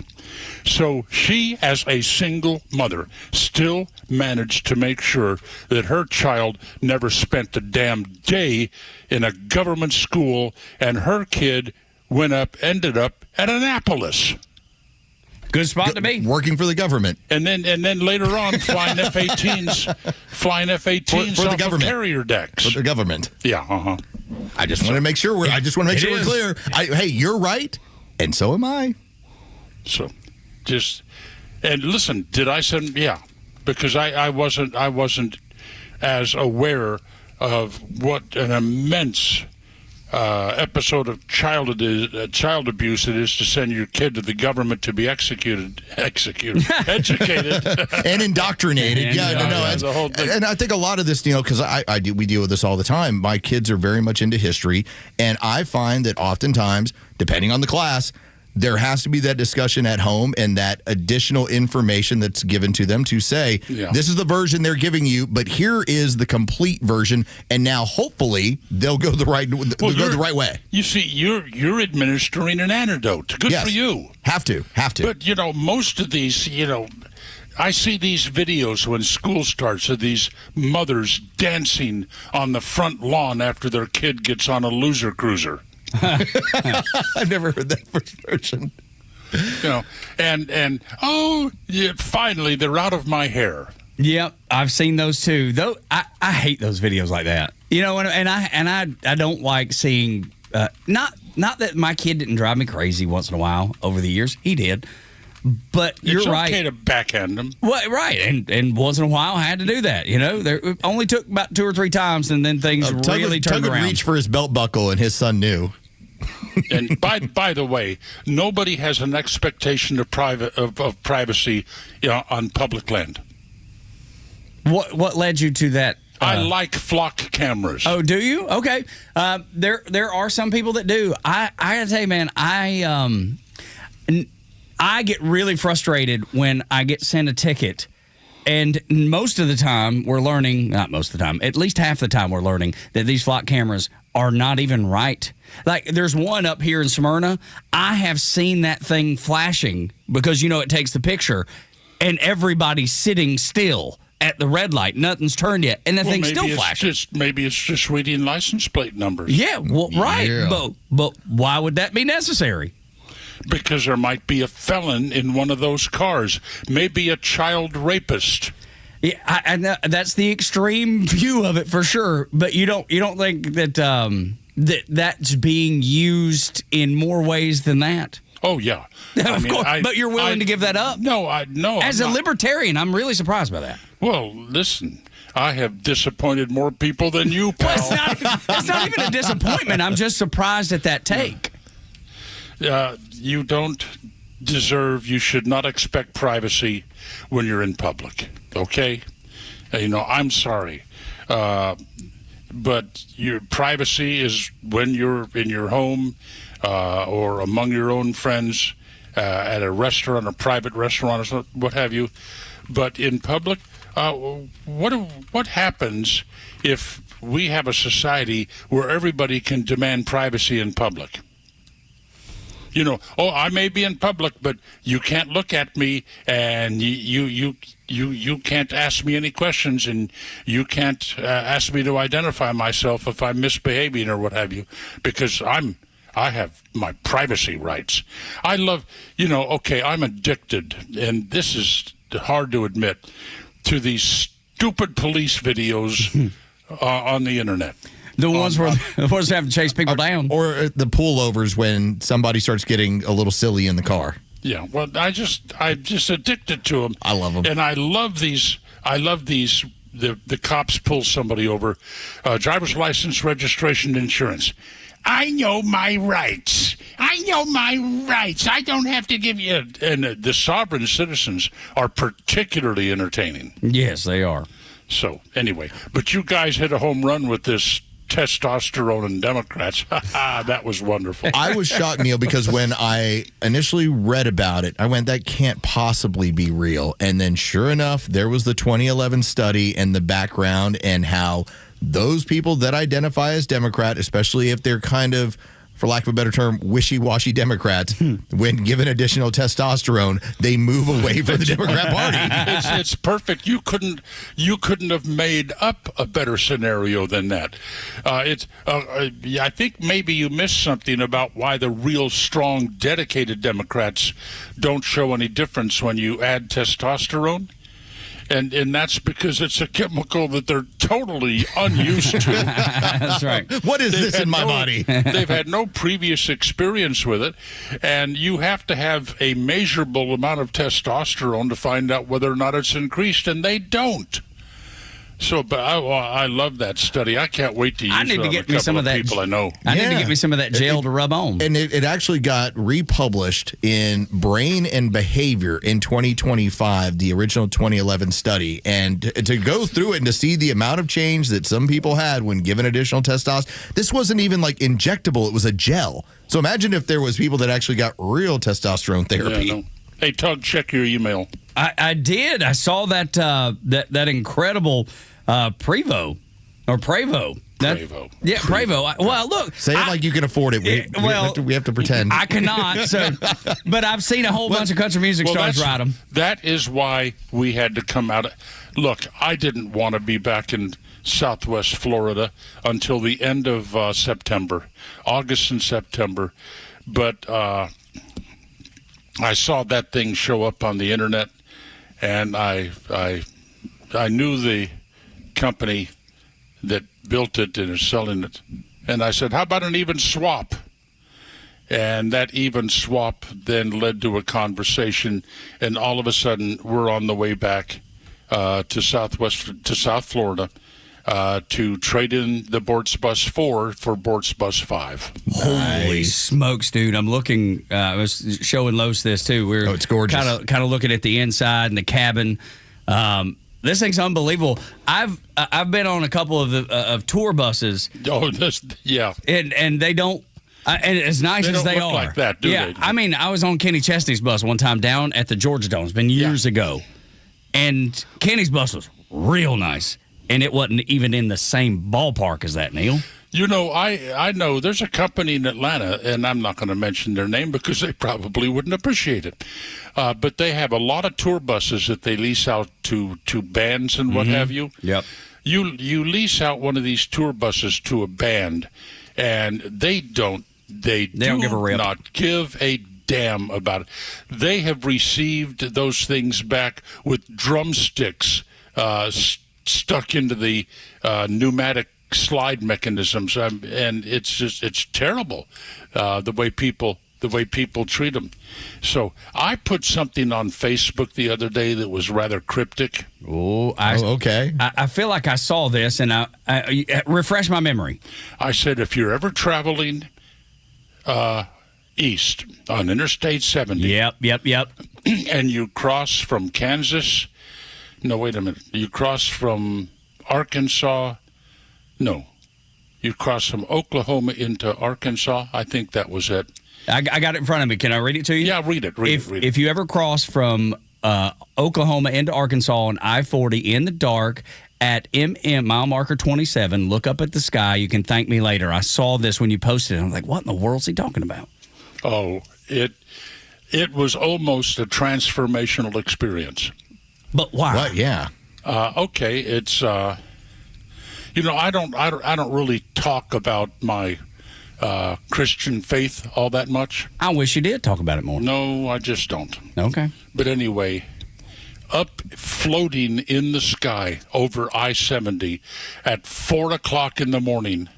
See, we drove 2,400 miles in 5 days. We had to pick them up and lay them down. And, boy, you were. But anyway, was this brilliantly lit cross floating in the sky. And it seemed like it was floating in the sky. And it affected Donna so deeply, she actually got tears in her eyes. Wow, that's beautiful. And it affected me pretty, but I can't cry and drive at the same time. Well, there's a band called Driving and Crying. You should give it a try. Yeah, there is. I always like to sleep at the wheel. Because another good one. Yeah, that's more me than crying and driving and crying. Okay. I love it. But no, Anyway, that's cool, and you'd never seen that before. I'd never. Listen, it is, I hate to say it, but it might be worth the drive, and then you just kind of wait, make sure you do that at about 4 o'clock in the morning and oh, wow. And then not an hour later, the sun came up, and the sun came up directly in front of me on the expressway. I tell you guys, it was the size of a beach ball. It was like it was taking up almost the entire horizon. That's amazing. I would love to see it. I wish you'd have grabbed a picture. I'm trying to do a Google search for one now. The next time I'm driving along with 26 tons and a car behind me and I see something like that, I'm going to just reach over, grab my camera, and take a picture. I'd be so grateful, Neil, if you could do that. I appreciate your safety. Tug clearly does not. No, because I want to see this. This is what the Google search turned up. A large cross visible to travelers. I-40, Western Arkansas, privately owned landmark near Ozark, Arkansas. Yep. If you meant the famous monument, I guess famous. So there's a bunch of people that have posted about what you're talking about. But you can't find a picture of it. Well, you can find a picture of it at day, but you can't find a picture of what it looks like in the middle of the night. Right? Yeah. No. And I'm looking at the picture of it during the day, but you're right. Nothing even close to it. That's awesome. And people, oh, come on, boards, get off of it. I don't want to hear it.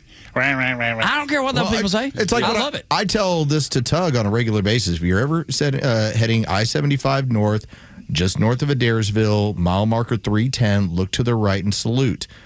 Because that's Buc-ee's, and that's really what Tug is all about. I thought that. And by the way, speaking of I-75, what the hell happened to the giant peanut? I don't know. I don't know. Yeah. Is it gone? Yeah. Huh. Those devils. Probably the government. The giant peanut. And, we, this is just so fascinating for the listeners. I lost a steer tire on this trip. What's a steer tire? I don't know what that is. That's a tire that steers you. Well, that seems problematic. Yeah, that seems like a real... Did the bus flip? No, but we were driving along, and all of a sudden, Donna and I heard thumpa, thumpa, thumpa, thumpa, thumpa. I said, that's not the road, honey. That's a tire. So we pulled off into a truck stop. Truck stops used to intimidate me, but no longer. But anyway, we pulled off. I went to the tire shop. I need you to look at this. Well, we're about to close your number 2 on the list for the morning. I said, okay, fine. So we pulled over into the truck stop there and went to sleep. Woke up in the morning. Then the technician knocked on the door. He said, let's go for a ride. Test this thing. Donna went into the cafe, and we're going down the street, I-70 again, Salina, Kansas. I've been there before. Have you been when to I was Salina? 15? What a garden spot. Good God. But anyway, I'm saying, if this tire doesn't start making this noise again, I'm never going to find out what the problem is. And then all of a sudden, kablooey. Oh. It blew out? And then you hear the flappity, flappity, flappity, flappity. And the guy was like, well, I know what to fix now. Oh, listen, this guy was amazing. As we're doing this road test, he's telling me about how many times he's been in prison. Well, but he's turned his life around, and now he's with Neil Boards. And why he can't own a firearm anymore. Well. And how long his hair was. And I'm thinking, oh, great, I'm out here alone with this guy. And how did everything turn out? You're still alive, so that I had tells to get towed. Well, yeah, but I mean, with old boy, you're still alive, so I assume Los is right. He turned his life Everything around. was fine. No damage to the bus. Had to get towed. And finding these tires, there was one of these tires in the entire state of Kansas. And it was in Wichita, and had to send a courier down there and get it and bring it back and blah. But everything was fine. But I tell you, I learned a lot about tires on those hot roads in these 105, 6 degree days. If a tire is overinflated, isn't this fascinating? If a tire is overinflated, it's just going to kind of wear funny. Okay. If it's underinflated, it'll kill you. I'm also fascinated by just the idea that all of this actually worked out for you at the hands of an ex-felon. I know it. The guy clearly took care of you. Okay, question. Yes, sir. Oh, by the way, can we have a moment of silence for all the Mangianistas out there? Sure. You want to count it off? Well, you know what Mangianistas are. I'm not familiar. These stupid, ditzy women with their nose jewelry and their tattoos, that all they wanted to do to make their life completely fulfilled was to give Luigi Mangione a wax job. Oh. Yeah. And losers. Oh my God, I don't losers. know. I don't know what it is, Neil, because I know that when there's athletes with tattoos and you go after them, and I don't have a tattoo and I don't specifically care for them, but the nose ring, I am immediately with you. As soon as I see it, I don't care how beautiful she is. Out. I don't know why. Nobody has ever had their appearance enhanced by nose jewelry. Agreed. Nobody ever. And I'm not a fan of the I especially hate the tattoos when some woman has a great looking pair of legs and she starts putting Day of the Dead stuff on it. Yeah, I can't get with that either. But anyway. And I have a tattoo. I got it in the Navy. Now I'm deciding if I want to have it taken off. That was the discussion my wife and I actually recently had. And what is it? I haven't decided yet. What is the tattoo? Oh, it's just a sunshine. We call it a Grand Platinum. No, we do not. No, we don't, Neil. No, it's just a sunshine. When I was in the Navy, I worked in a dark room. It was a Totenkoff, and then he replaced it with a sun. No, it's not. Love's lying. Love's lying. No, he's got a sun. Yeah, I worked in a dark room in the Combat Information Center aboard USS. That's a CIC. Yeah. Yes, that's right. And so we were in there, and we worked 12-hour days in there, and so it was dark and cold all the time. And I'm a guy that loves being outside. And I was like, I'm gonna get me a sunshine tattoo. I was young. I was in the Navy. Well, now it all depends on where you got it. Just on my shoulder. Oh, okay. Yeah. So no, I didn't get it on my backside or anything. We had a lady that worked over at SB, which is for sale, by the way. That's again, saw that story this week. Oh boy! But she had a tattoo. I've told you this before, of the Starship Enterprise. I don't remember you telling me that, because I would have giggled about that. That sounds real. Well, you have just started to giggle. Yeah. The Starship Enterprise on her butt. On her butt. Okay, yeah, because I do vaguely remember this. Remember. Yes, but help me. And then she would show it to you in a heartbeat, and then you'd say, why the Starship Enterprise? And she'd look at you dead serious, and she'd say, to boldly go where no man has gone before. She had that ready to go. Oh, dude, that's the worst bar joke of all time. Oh, no, I know worse. Okay, well, maybe the worst one we can get away with. Sadly, she passed away, but she was a totally delightful lady. Well, that's good news. Well, since you have an in with the man in the corner office with DD, would there not be some sort of symbolic fun if he was to make a purchase of a radio station in town. And I was thinking of that. Right back on it. I was. In fact, I almost messaged him yesterday. Yes. Hey, David, it's for sale again. Yeah. Why don't you go ahead and buy it? Would that be poetic justice? Yes, it would. That would be so great. It would be so great. But and Lord knows he has the money. Well, yeah, but I don't think the thing is, and this is just my speculation. I'm thinking Los and I have talked about it because with everything kind of moving in a digital direction, like how much do you want to spend on that? I think in the short term, it's very beneficial. But as everything kind of moves to digital, you have to be smart about it. I think about like Neil with Starlink. Even in the most remote places in the world, he can get the programming he wants. That's what's changed now so much now. There was not one place not one place we visited on this trip, which was about 6,000 miles. Not one place where I couldn't pick up Starlink. Yeah, anything you want, any of the programming that you want at this point is accessible anywhere in the world. Yeah, it depends. It's kind of weird. My chosen streaming service on Starlink is YouTube TV. Okay. There's also Hulu, which streams all of the ABC content and what have you. But things are starting to get a little weird. Donna likes to watch CBS Sunday Morning. Okay. And she so all of a sudden they stopped. You could watch it live, but you could not watch it late. They wouldn't record it and play it later for you. Things are just kind of, I don't understand. It's fleshing itself. You know what is weird about it? You now have these streaming companies that are securing rights in a way that I guess we didn't anticipate 7 or 8 years ago. And so, I think YouTube TV is a great product. Me too. The only reason I have Hulu for my live stream is because my wife likes the archive to where she can go back and watch any of the CBS, ABC, NBC shows that she misses. Yeah. And so we have DirecTV stream, and mainly because the Braves are on there, and I can watch the Braves. That's the reason I have it. I miss Freddie.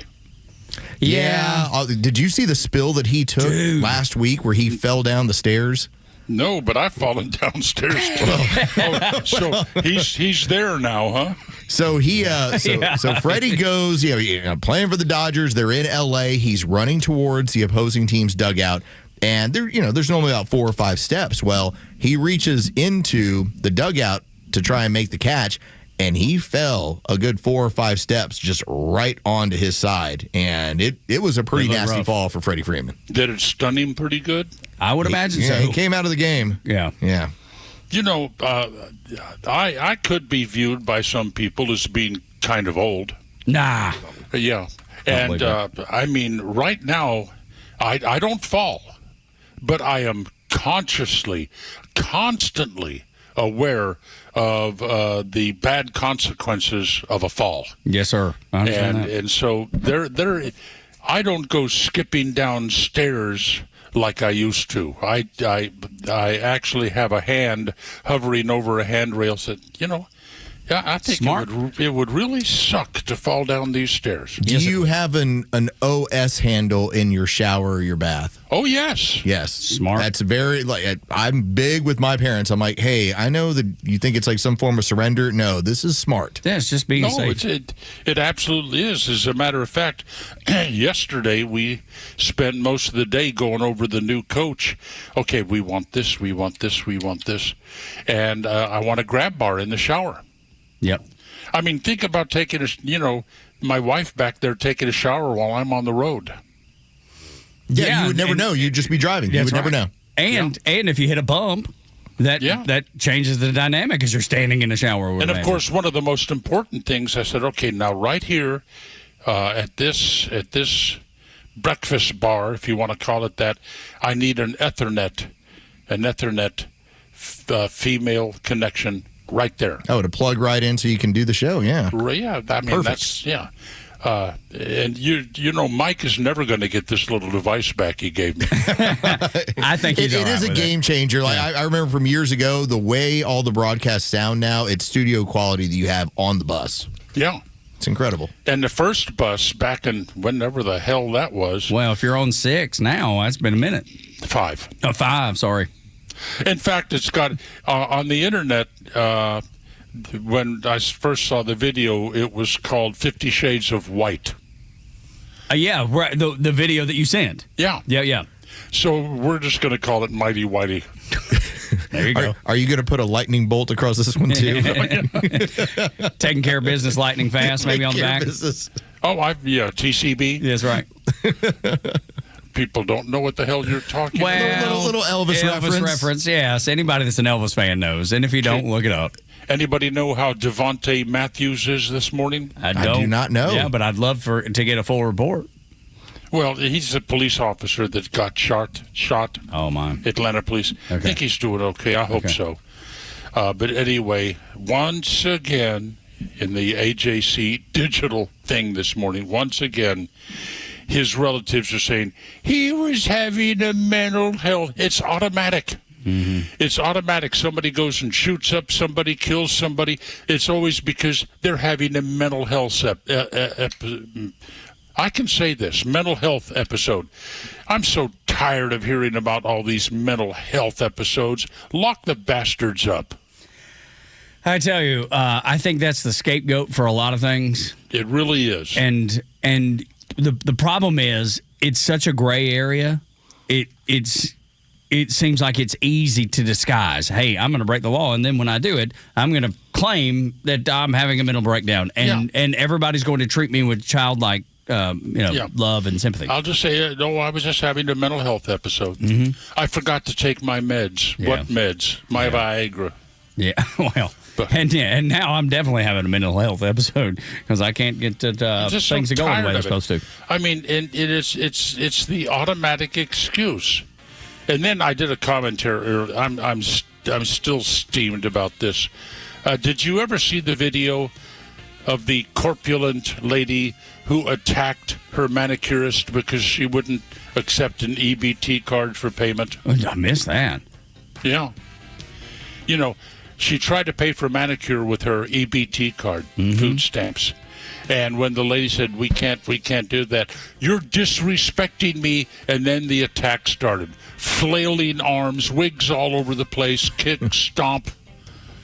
And then the other one, this kid with black worms all over his head, attacks a school resource officer, which is a fancy name for school cop. Yes, sir.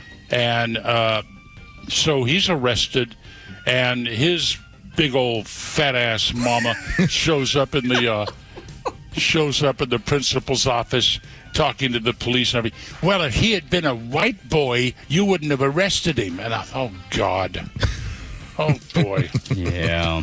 So I haven't been very nice today, have I? Well, that's all right. I'm enjoying it. I think it's been fun. Yeah. Go out to it's I-40, by the way. I-40 into Arkansas. Yeah, wherever it is, from Kansas. Yeah. That is transformational if you see that floating in the sky. I'm jealous of you, Neil. I love stuff like that. So I would have been reduced to tears just like you. Put that big lump in my throat as well. Yeah, well, when Donna was in ICU after her brain hemorrhage, I went in a little chapel and was praying, and I saw the angels. But that was nothing like this cross floating in the sky. Good Lord. Jeez, Neil. Beautiful. Yeah. That is. Well, you know, in high school, they thought I was going to be a preacher. No, I did not know. How do we not know this? That's right. That's last. You've never brought that up with us. No, that was the convention. He's going to be a preacher. But like Brother Dave says, well, I was. The only difference was I was preaching for it. Neil Bortz, the Talkmaster on the new Bortz bus. It's always good to catch up with you, man. We love you. Be good. You too, man. See you, Neil. And I don't know how you're not good on that bus. Holy cow, that thing's amazing. That thing is incredible. My thoughts. But we can't post it or anything. No, I know, right? But it's awesome. It's amazing. Imagine the nicest tour bus, the nicest bus you've ever seen. Yep, that's it. Next on Extra.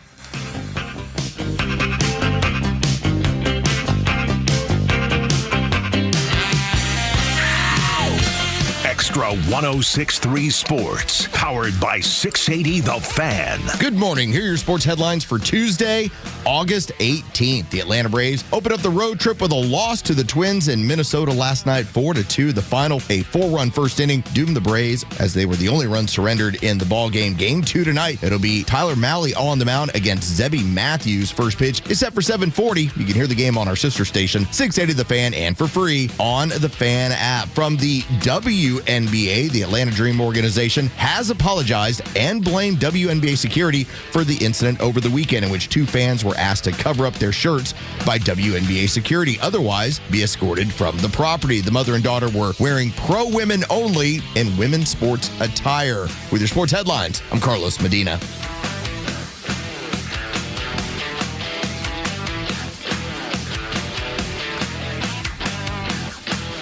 Join Daniel Madelon, CEO of A Second Chance Bail Bonds, and co-host Tug Cowart as they bring together law enforcement, justice insiders, and voices from every part of the justice system, victims, advocates, and people who've turned their lives around. It's not PR, it's not fluff. It's an honest talk about what's working, what's broken, and how to build a better path forward, one second chance at a time. This week's guest is Tanya Miller, State Representative, Georgia House District 62, and Democratic nominee for Georgia Attorney General.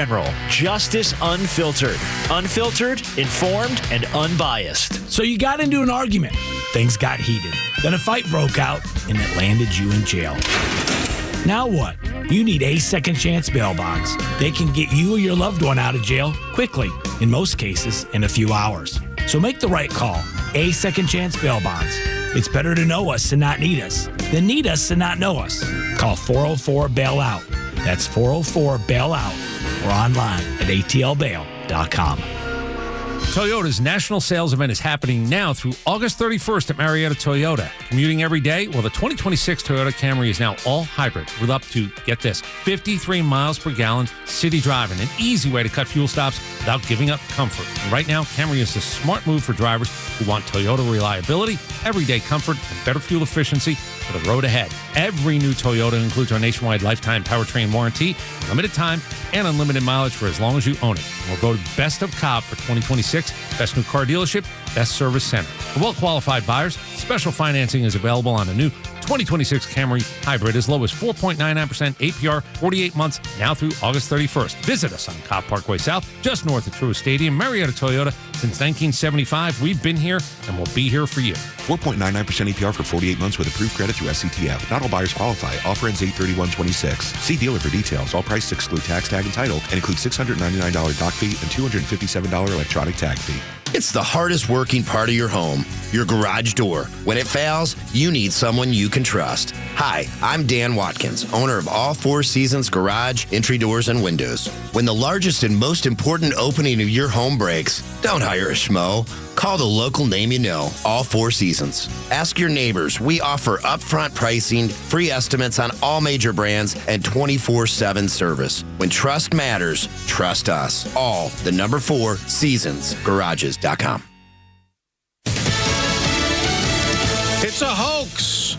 I'm Dave Anthony, Fox News. That's what President Trump is telling voters in Alaska on primary day, warning them not to back an imposter in a Senate race with about a dozen candidates. 2 of them are named Dan Sullivan. Dan J. Sullivan, a retired teacher, and incumbent Republican Senator Dan S. Sullivan, who is seeking a 3rd term. And President Trump is up early this morning, already posting online, Alaska, be careful, vote for the real Dan Sullivan today. Fox's Alex Hogan. The other Dan Sullivan insists his campaign is not a sham. Among those also trying to unseat Senator Dan Sullivan, former Democratic Congresswoman Mary Peltola. The top 4 in today's primary advanced to November. There are also primaries in Wyoming and Florida, where Democratic Socialists are challenging 2 more House Democrats. Oliver Larkin hoping to unseat Congressman Jared Moskowitz, making immigration enforcement a big issue. What it does is it endangers us.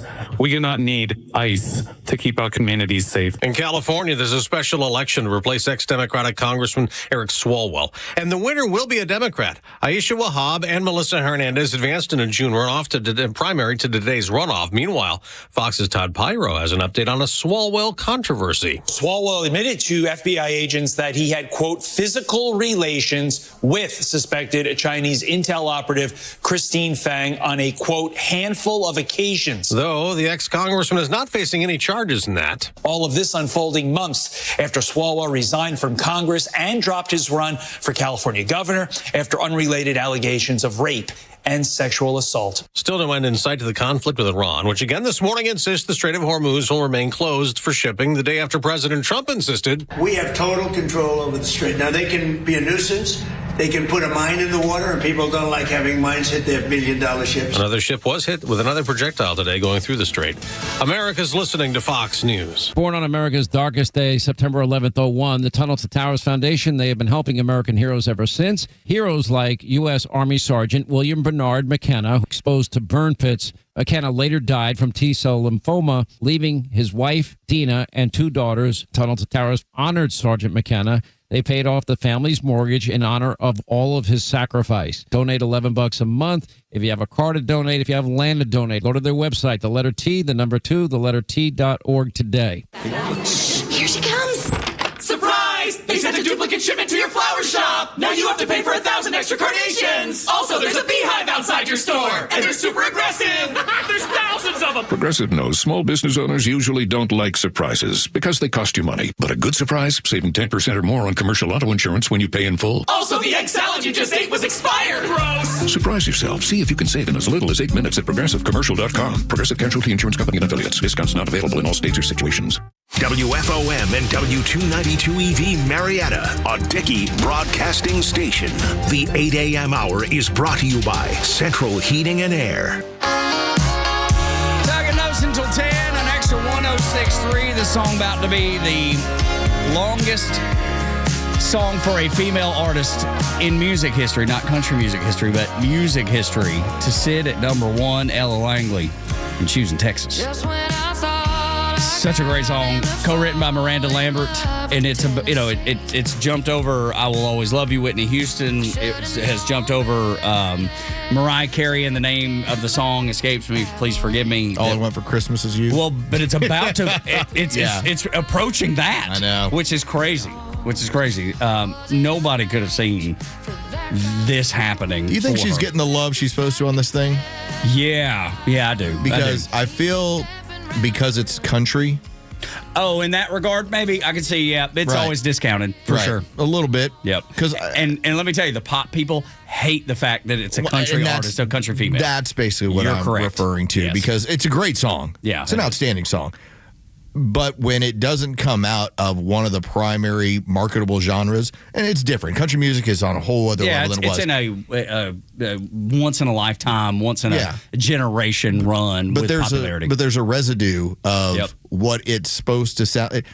This isn't, this isn't Billy Ray Cyrus suddenly having a big hit again with Old Town Road. Mm-hmm. It's like, okay, I get it. This probably was driven a lot by kind of kids TikTok and absolutely, and it was there and gone. I'm like, this is just a really good song. Yeah, it is. It's well written. Miranda Lambert is one of the best writers there is, in my opinion. I think she is so terrific, and the fact that she helped produce that record and produce the song and help co-write it too, I think it's great. And here's the thing that I love about it.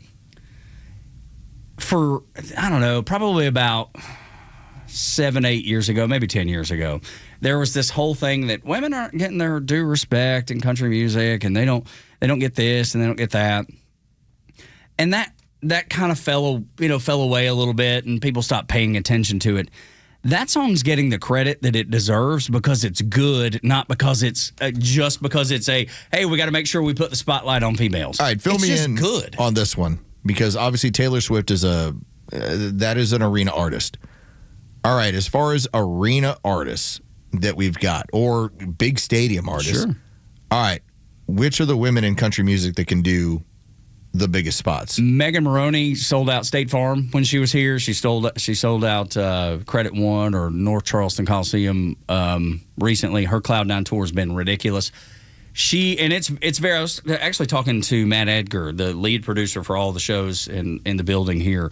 His daughter's a big Megan Maroney fan, and it's got a hint of that Taylor Swift vibe because it's very sparkly and pink. So there's one. Yep. Carrie Underwood still sells out huge. Miranda Lambert is still in the upper echelon. She sells out like sheds like Lakewood Amphitheater or Marist Bank Amphitheater. Because I'm just curious because when you talk about like who's getting their just due, being that it is so much at this point about putting butts in seats, and there's a lot of great female country artists, but that's the one line of delineation I would say where there's a lot more men right now. Oh, and always have been. And there always have been that are packing those places. But there's also significantly more women that are packing places than there were in the past. Without a doubt. It's funny because Adam Gillespie, the road dog, who's the chief engineer basically for all of Georgia sports, as you pointed out. Any Georgia football game, he's the guy on site. But he's also with the locker room down the hall, too, in the morning over on 680. He was asking me a similar question. He was like, why is... When they did Braves Country Fest, why is Ella Langley the second artist and Cody Johnson was first? I was like, well, because Cody's selling out 70,000. That's why.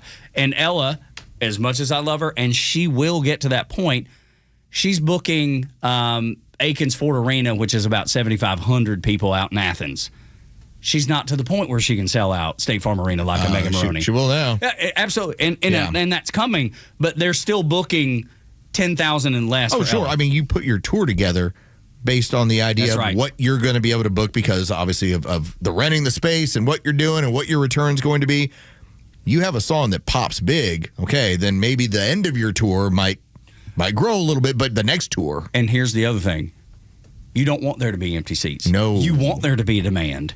So why would you book 15,000 when you might sell 10 or 12 and then there's 3,000 empty seats? You don't want that visual. You want there to be a demand for your tickets. So one of the jokes I was hearing about the other day was the taillight ban. Okay. So when there is the, let's say a particular show and it's a handful of artists. Yeah.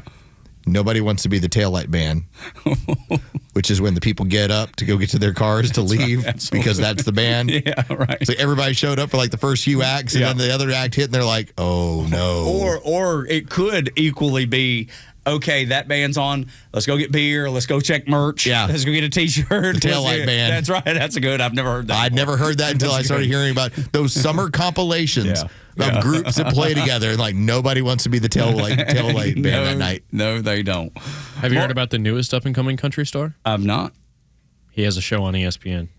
Oh, with Pat McAfee. Yeah, I've not paid much. I haven't even checked it out. You want to hear one? Do you have it queued? Oh, okay. All right, let's 20 seconds. have the Tug test. Get the hell out the way. Nope. Poor Tug. No. That's so bad.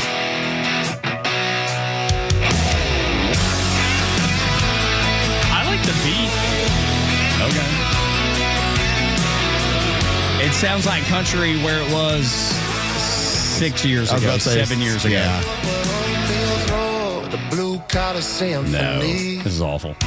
This is worse than awful. This is Pops long haul working moms preaching in a piss. Pat, stick to what you're good at, man. Stay in your lane.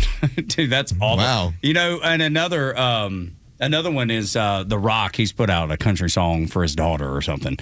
And no, thank you. Not doing it for you? Nah, it's not very good. Listen, The Rock has done enough for children. Yeah, absolutely, which is great. And look. That man's been the Tooth Fairy. Without a doubt. Without a doubt. It's been son used Maui. to love it. Yes. Yep. My son used to love the Tooth Fairy. We watched it over and over and over and over again. And look, they can afford to do it. They can. And today, you can record a record here at this office if you wanted to. I mean, Pro Tools right down the hall with Corey. You could record a down and dirty record in this building if you wanted to. You're getting a third Jumanji movie. And let me just tell you, the first two, as far as the newer Jumanji movies, hilarious. Okay. Because I don't remember loving Jumanji, the original. No, I didn't think much of it. In fact, I was kind of like, eh.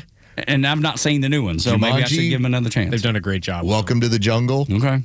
Funny. Okay.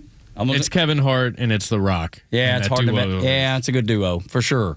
Not a good duo in country music. And Pat McAfee. Well, in case you didn't like Pat McAfee's song, Blue Color Symphony, you have 13 other songs to go through to try and find one you like. Dude, how bored must with all he's got going on? I mean, and I hear he wrote a lot of it too. Yeah, that's what I think. Yeah, That's what I've heard. I just don't care much about it, man. Let's see. Jumanji, Welcome to the Jungle, 76% from the critics, 87% from the audience. Okay. It's good. It's fun. I think you'd like it. Yeah, dude. I think you'd do very well with it. Okay. It's a kind of movie that you and your wife, when y'all are looking for something kind of lighthearted and fun. Yeah. And by the way, that man just was like Kevin Hart in The Rock. He's totally downplaying Jack Black, which is I did forget about a hilarious character because, so just the premise is the teenagers, the high schoolers, get sucked into the game. Yep, I remember that part of it. And like the prettiest, trendiest girl at school who's very into social media is suddenly Jack Black. Okay, so great. It's just fun. the premise of it. Just That's the premise. great. That's all you need to know. Yeah, it's so great. Oh my Lord! All right. Well, so we know Jumanji 1 and 2 with The Rock. Go watch Pat McAfee's record. We're solving a lot of things to open up the 8 o'clock hour. You don't have to waste your time with that. Listen to the Ella Langley. Her record, Dandelion, from beginning to end, is really, really good. I mean, every song is good. It's really good. Jumanji, The Next Level, audience score, 87%. See, there you go. So now you've got an album to listen to in Dandelion. You got 2 albums to listen to. No, just one. You got to give it a chance, Doug. No, you don't. And then you got 2 good movies. Yeah, you don't have to waste your time with that. You don't. It's bad. It's not good. Why would you waste your time with that? Like, give me a bad movie. Anything. Kung Pao, Enter the Fist. There you go. Why would you watch that? It's bad. It's no good. Don't waste your time. That was like, wasn't that one of the worst movies ever? Wasn't that like a comedy from about 10 years ago? It was like 20 years ago. It was supposed to be a spoof of old kung fu movies, right? And was filmed in the same way, and it is terrible. Yeah. So you wouldn't waste your time with that. Don't waste your time with the Pat McAfee record. It's not good. It's not gonna be good. And I even just doing a quick Google search, ESPN's like, hey, I don't know about all this. We don't need to be promoting this on our network, because they'll use music, and I'm sure he's pitched it because they'll use whatever. Yes, I remember this. Kung Pao, Enter the Fist. I remember that when it came out. 13% from the critics. Yeah. Now the audience is at 69%. Is it because it's so bad? It's so bad. Yeah. People are like, you have to watch it. It's it is so terrible that you just have to watch it and see how long you can stay with it. No, it's awful. Yeah, I don't have time for that. Who's in it? Oh, it's total. Yeah. Nobody you even know. Yeah. All right. Yeah. No, thank you. So, good stuff to watch. Jumanji, good records to listen to. Dandelion. Stay away from Kung Pao, Enter the Fist. Stay away from the Pat McAfee record. That's what you've learned this morning. It's quick and easy. We just try to give you the facts. You can do with it what you want to. You don't have to listen to us. But when you get done going against the recommendation, you're going to reach out and be like, oh, gosh, I went against what y'all said, and I was wrong. I shouldn't have done that. I've wasted my time. Oh, by the way, there's an article in Medium, and it talks about guilty pleasure movies, like Dude, Where's My Car? And then? But it also includes Kung Pao, Enter the Fist. It uses footage from the 1976 Hong Kong martial arts movie Tiger and Crane Fist. Oof. It's terrible. Yeah. No need. Morning Xtra on Xtra 106.3. 8 o'clock hour brought to you by Central Heating and Air Conditioning, your Atlanta carrier expert, 770 Get Heat. CentralHeat.com. First thing to know this morning is about the Abe. They want you awake, informed, and ready to fight for the facts of the day in the land of the free. Now your sleepyhead nation needs your wake-up call. A mighty dose of reality coming in strong. Soon as the sun cracks the horizon so high, man, we got the story, no time for a lie. Put a boot in your ass. There we go. There he goes. The El Commodore. Thank you, Bronco. Setting to sea. I want to vent a little bit about the Abe Lincoln thing. And we don't got to play the audio, but there was a piece of audio, and it was basically just the news media talking about the story that the Abe Lincoln had all these problems and didn't have enough food, and there were people jumping overboard, and just these overblown stories. They did have a person fall overboard. Person was rescued. It wasn't a suicide. It wasn't any of those things, as it may have been presented in the mainstream media. I remember going back to my Navy days, and we had someone jump overboard. It was terrible. It was awful. It was sad. He had gotten married a couple months before deployment. We deployed for 6 months. Midway through, gets the Dear John letter, walks outside, jumps overboard. We searched for him for 3 days. Then we left the battle group to two of the smaller ships because usually taking a ship off course is, several $100,000. So they want to get those ships back on course. Unfortunately, we never found that sailor. It was a sad day. But when you talk about the Abraham Lincoln, they've been on an 8-month deployment. Do you know how many times aircraft carriers have gone on 8-month deployments? Lots and lots of times. I have heard, now I don't know, I've never been on one, but when they're nuclear powered, they can stay out to sea for an indefinite amount of time. USS South Carolina that I was on board. It was a nuclear powered guided missile cruiser. We got called away for everything. Why? Because we didn't have to refuel. It didn't matter where we were. We just know where we needed to be, and we went. There were times that we stayed out to sea much longer than we expected to. Well, I think that's another important factor, and you've brought it up on this show. You would have other vessels that their job was to assist you in bringing food and taking your trash off rather than you entering into port. That's right. You just stayed out to sea. Did the underway replenishments called an unrep. That's what we would do. And the crazy thing about it, Los, is that breakfast, at least on a Navy ship, breakfast is always pretty much made to order. It's really, really good. The rest of the meals throughout the day, not so much. They're okay. They fill the void. They keep you from starving to death. Bryce was almost ready to join the Navy until you got into after breakfast. See, there we go. Things would go downhill. You lost me at lunch. Yeah, but people got 3 squares. It wasn't always what you wanted. It wasn't always great. They would do occasionally, when you've been out to sea a long time, they were like, hey, we're going to do a steel deck picnic. And they would take out, when you're in a safe area, like if we were doing drug ops down in the Caribbean or workups in the Caribbean to go to the Middle East. You've been out there for a month or so, people yearning to get back home. And they would do a steel beach picnic where they would break out grills on the back of the ship, on the aft of the ship, and they would cook hamburgers and hot dogs and whatever. It was just a way to increase morale because when you're out to sea longer than you expect, morale sinks. That's exactly what's happened on the aircraft carrier Abraham Lincoln. And here's the deal. A long time ago, nobody had social media to post about, man, it sucks being out here for 8 months at a time. We should have been home 2 months ago. Now they have the ability. And what do people do? What do news media do? Oh, we're looking for something. We're fishing for something. Our TDS is inflamed. How do we take the military that all those Trump voters love and turn it upside down and turn a story that's really nothing into something? And you can tell that it was nothing because it flared up. And guess what? It's gone. It was the military community, in my opinion, that really ended this. Yep. In part because the military community, especially those people in our age that ended up serving in the global war on terrorism, when they started to see these stories and like, are you kidding me? Let me show you a picture of what I used as a restroom. That's right. That's right. Let me tell you about where I was sleeping. Now, like even my father-in-law, who he was a civilian, a logistician, but was embedded with the U.S. Army and basically worked for the U.S. Army for 35 years. When he was deployed, he actually had a supply crate, and that's where his office was. And that meant those were nice quarters. Mm-hmm. Like in a long supply crate that they split up into, and those were nice quarters. That's the fancy living. That was the hey, this guy's got seniority. Here's what he gets to stay in.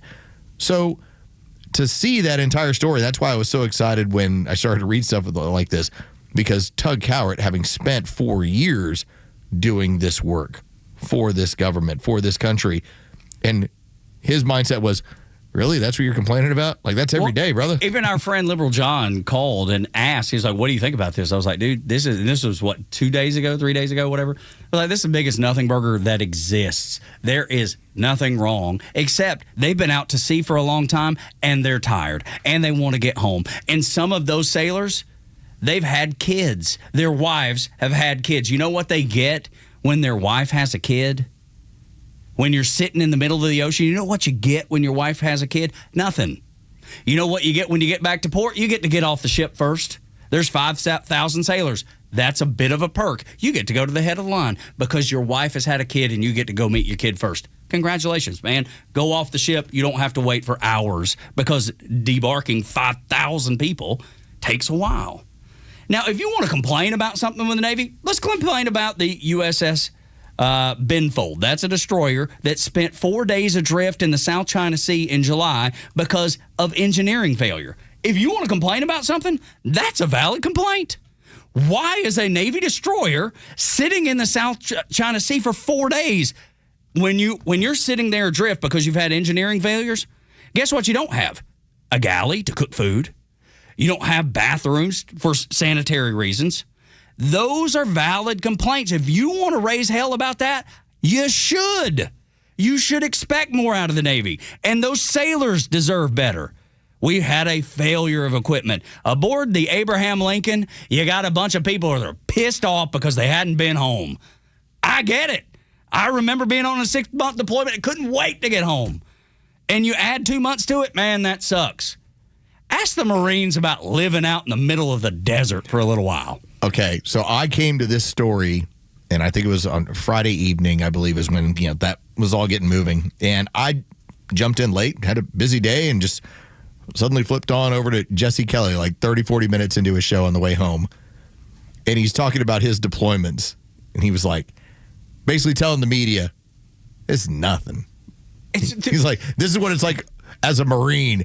This is nothing. He's like, now, and as he put it, he goes, are there some people on a ship that just can't cut it? Yes. He's like, yeah. Yeah. And you know what? At some point, they'll either cycle out because they hate it and they complain and now have social media, so they have a platform to complain. And they should be gone. Get out, man. If it's not for you, that's okay. We appreciate what you did. Now go have a great life. We'll take the con. We'll handle the rest. Thank you. Have a great day. The Navy Tug is so much fun. Well, it just pisses me off, dude. To read that. Well, did you see some of Joey Jones's post? I did. Yeah. I thought Joey was spot on. He just nailed it. Just like, yeah, this is no big deal. But again, Joey was not directing that so much at the sailors. No, of course not. He was directing it as the news media that thought it was a story.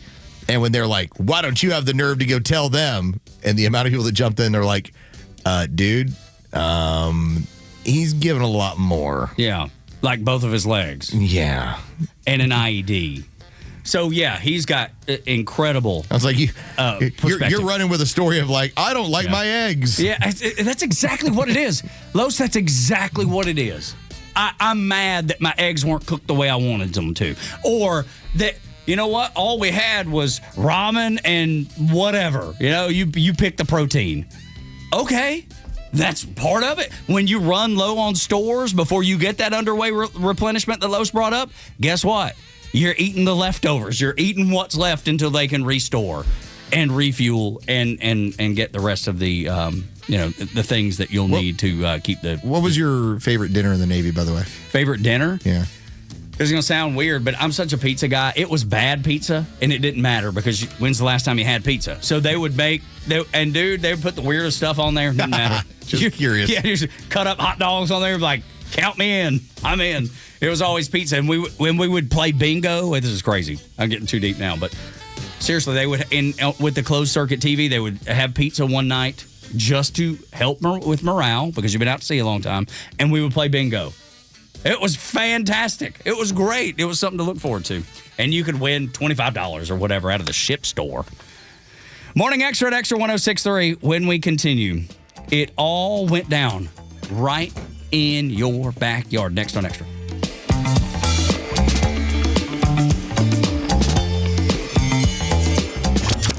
Support the advertisers and partners that share your values. Give our Extra advertisers the first shot to earn your business. They will deliver for you every time and support the Extra community like no one else. Connect with all of our partners online at extra1063.com. The future of business in Georgia is bright, and Georgia Power is a driving force behind the businesses and organizations that are vital to the growth of the state. Just ask Mike Plant, President and CEO of the Braves Development Company. There's 7 power cubicles that power the ballpark and the battery. And when we're building everything with 8 different contractors and this site's on fire, one of my guys came in one day and said, hey, we need to figure out where we're going to put these cubicles. I said, all right, what do they do? They said, well, it's all the power and the juice for the whole stadium. We're going to need to work with Georgia Power. They need a location. Right away, they saw our vision, they got our vision, they understood it, and they knew they needed to be a big part of that. And that's what I love about working with them is I've never heard no from them. I've always heard them say, all right, I understand your vision. I understand what you're trying to accomplish. Give us a little time. We'll come back to you with a plan. To learn more about how Georgia Power is helping businesses big and small, visit GeorgiaPower.com and tune in all year to discover how they're powering the future of Georgia. Now on to the bonus round. On average, what's the biggest purchase you'll make in your lifetime? My house. My car? Nope. Jane? My husband's golf habit. Close, but no. Think bigger. It's your retirement. Think of all the effort and research you put into buying a car or your home. And while these are important purchases, the cost doesn't come close to a 25-year retirement. You're literally buying a lifestyle. So what kind of lifestyle do you want? Evan Ward and his team at Atlas Retirement help clients plan for retirement based on their individual goals. Whether it's an Alaskan cruise or taking the grandkids out for snow cones, a trip to Europe, or a trip across town, the team at Atlas Retirement can tailor your retirement to the lifestyle you've always wanted. Call 678-252-5224 or atlasretirement.net. Investment advisory products and services made available through Impact Partnership Wealth, LLC, IPW, a registered investment advisor. I'm so sick of all these cheesy lawyer billboards. You might be too. If you're injured in a car crash, you don't hire a lawyer because they're sweet or strong or the biggest. You hire a lawyer who's recognized by their peers as one of the top lawyers in the state. You hire a lawyer who's going to listen to you, fight for you, and has the case results to prove it. That lawyer is me, Bruce Hagan, the People's Lawyer. I've been proudly selected by my fellow lawyers as one of the top 100 lawyers in the state for 21 consecutive years as Georgia's super lawyer. Hagan-law.com, Hagan-law.com. When I first started using a CPAP, getting supplies and equipment was a horrible hassle. It pretty much stayed that way until I discovered CPAPs, etc.com. Same-day shipping on anything you might need, including travel CPAPs, hoses, masks, you name it. Same-day shipping. CPAPsETC.com or visit their store in Alpharetta. So easy, and you could be preserving your health and saving your life. There's never been a better time to fall in love with Subaru from Subaru of Gwinnett. Now through August 31st, get award-winning vehicles and exceptional offers from a brand you trust during the Subaru A Lot to Love event. Explore the full lineup of hybrid, electric, gas, and wilderness vehicles, including the trusted 2026 Subaru Forester and the all-new 2026 Subaru Outback. Every Subaru is made with love and built to last, with dependability and value coming standard. It's no surprise why Consumer Reports named Subaru the best overall automotive brand for 2 years in a row, based on reliability, safety, owner satisfaction, and road test evaluation. At Subaru of Gwinnett, there's a lot to discover and a lot to love. Get special low rates on select vehicles from August 1st through August 31st on Satellite Boulevard in Duluth, or start your shopping online at SubaruofGwinnett.com. Consumer Reports does not endorse products or services. Visit Subaru.com/CR to learn more. Hey, I'm a dog. Every day, I dig. Every day, they fill it back in. It's a whole thing. But then my humans called Accent Fence and had a real fence installed. And now, I can't get out. But in the meantime, the family loves it. Hi, this is Jared with Accent Fence. Secure your yard with wood, vinyl, composite, aluminum, steel, or chain link fence. And right now, we're making it more affordable with no money down financing. Get your free quote today at 770-995-7463 or book online at accentfence.net. The stories that matter to you.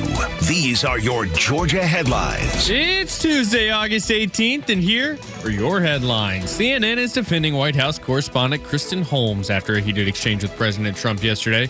After Holmes asked Trump about comments made by Georgia Senator John Ossoff, prompting the White House to accuse her of taking a cheap shot at the president, CNN says Holmes was simply doing her job by asking a tough, newsworthy question while Trump called her fake news and told her to be quiet. Metro Atlanta drivers have another major I-285 closure coming up as GDOT plans shut down every lane between Cascade Road and Langford Parkway from August 28th through August 31st for road work. 2 more full weekend closures are tentatively planned for September, depending on the weather. And finally, Waffle House is putting a southern spin on tacos and testing them around Atlanta. About 45 Metro Atlanta locations are offering 7 taco options, including bacon, sausage, egg, and cheese for breakfast, plus cheesesteak, chicken melt, and even patty tacos for later in the day. The test is limited, so if you do want to try them, you will have to go sooner rather than later. Another day of clear skies here in Atlanta with a high of 94 and a low of 70. Your Extra 106.3 headlines. I'm Bryce Gobert. When crazy things happen, you expect that they happen way out there. Maybe it's way out in California. Maybe it's way up in New York City. But sometimes the crazy comes to your backyard and you have to see it. And I think it's good that we have to see it up close sometimes. I'm sorry for what happened, but I think sometimes it's good to get people shaken from their slumber, Los. So on Sunday, you had over at State Farm Arena, the Atlanta Dream playing the Indiana Fever. And this is Caitlin Clark's team with Indiana. It also happens to be Sophie Cunningham's team. Now, Caitlin Clark right now is the biggest draw in perhaps all of women's athletics. The reason why they went from playing south of Atlanta to State Farm is because they routinely, when she's in the arena, do somewhere right around 20,000 in bigger venues. But they do the biggest crowds when she's there. Well, Sophie Cunningham has been like her protector. She has been the person who has, when you foul Caitlin Clark, she fouls you back. Every basketball team needs that. Resembles baseball a little bit. Yeah. Like, if you got our guy, we're getting yours. It's part of the culture of basketball. And we're not talking like you fouled my player. It's like if you take a dirty shot at her, this is your protector. And Sophie Cunningham, who has been in Sports Illustrated as a swimsuit model, gets a lot of attention. Well, because of Sophie Cunningham talking about how the WNBA should feature women and women only, which at no point is there anything about that sounds crazy. She talked about, you want to do whatever you want to do in your personal life, totally cool, but when it comes to our sport, it should be women, women only. That ended up drawing a bit of a firestorm of all the trans people that come out of nowhere and the people that try and do the virtue signaling and, no, she's clearly not thinking for herself and what a bigot and all the regular stuff. All the regular stuff designed to make you to stay quiet. Well, 2 women, a mom and a daughter, showed up to State Farm Arena Sunday with Jennifer Say's apparel, XXXY. And at some point during the game, you had what turns out to be WNBA security that came to bring them different shirts and advised them they would be removed from the property if they did not cover up what they were wearing. Now, this is the spin on this. The Atlanta Dream ended up issuing a statement last night. It went like this. The Atlanta Dream believes in creating a safe and inclusive environment for everyone. Unfortunately, at last night's game, WNBA security took actions that fell short of that standard. At no point was Dream personnel involved in the decisions made by the WNBA security. The league issued this statement earlier today. The WNBA, quote, the WNBA is aware of interactions at last night's game in Atlanta in which fans were asked by league security to cover their shirts. This should not have happened. So WNBA security is now trying to pass the buck. The Atlanta Dream's like, we didn't have anything to do with it. All right. No matter what, Atlanta, you now get to become ground zero for this debate for the next 24, 48 hours. Crazy thing is, it's not that far removed from Leah Thomas winning a national championship down at Georgia Tech. Down at the Aquatic Center. Yep. This is continually happening in front of your eyes in Atlanta, if you're willing to open your eyes and see. This and the thing is, people think that this is just a cultural issue, Los. I think it's way deeper than that. I think this is the cultural part of it. But I think when you put together all the things that Marxists believe when they implement queer theory and all that kind of stuff, like this is the result of it. You're seeing what Marxists actually believe in practice. Well, and one of the issues that you always run into when it comes to a society that is entering into tyrannical will always be censorship. And I've talked about the censorship that has gone on during COVID from 2021 moving forward, about the things you were not allowed to say, how you were going to get, in some ways, you were just going to get removed entirely from social media. That censorship is an assault on free speech. You could say, well, it's a company and this is what they decided to do. No, you were trying to silence people in any way possible.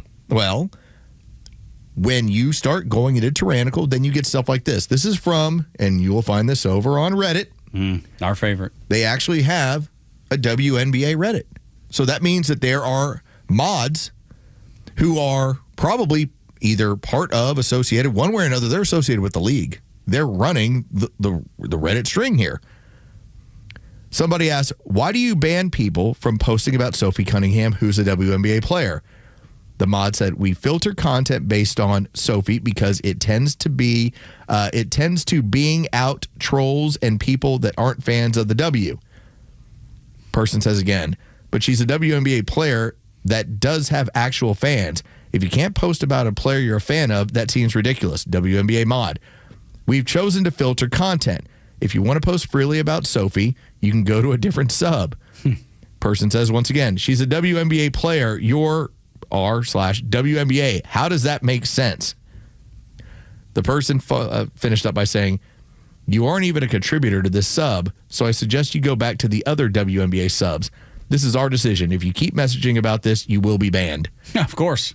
Censorship. Yes. They love it, don't they? Within the WNBA Reddit, you're not allowed to bring up Sophie Cunningham. Probably the biggest star. Well, at least she's arguably she's gaining more attention than anybody else for a stance that isn't so much even a crazy stance. Hey, we just want to make sure that women are only in our sport, and I think we should have league rules accordingly. Oh my God, the gas! What insanity! But it's playing out all in front of you, and the fact that it was right in our own backyard, it should be embarrassing to people because it is embarrassing. And by the way, if WNBA security doesn't act on any of this, this is not a story. No, I know. If they just let people be. Like you have a woman with a trans kid shirt that keeps being shown on ESPN, yet... Even a coach. These people, I saw the fan too, but a coach as well. But with these people that were there and had paid money, good money... $1,000, I believe they said. I mean, in an NBA contest, those are like $3,000, $4,000 seats. They $1,000 seats for this because it's Caitlin Clark. And to think that because they had XXXY attire, somehow that was deemed offensive by WNBA security, whoever was working the floor. Protect girls sports is basically what that message is. That's the moniker, yeah. And we have to eliminate that. We can't have you saying protect girls sports. Can't possibly have that play out. Again, in downtown Atlanta, like somebody has to have the sense to go, that's not controversial. It's more controversial to ban it. Well, to not let them wear it. To show Stacey Abrams on the big screen like she's accomplished something. The woman stole billions of dollars from us in a green scheme. And we're like, check it out. Here's Stacey Abrams. She didn't eat anything. Ooh, look at who she is. Yet, and WNBA security went up to two women wearing T-shirts that were, it's not like they made them. Yeah. Readily available. They're readily available merchandise from XXXY. But the message. The message. Was it a slur? No. For 4 letters on a shirt? It wasn't any of those things.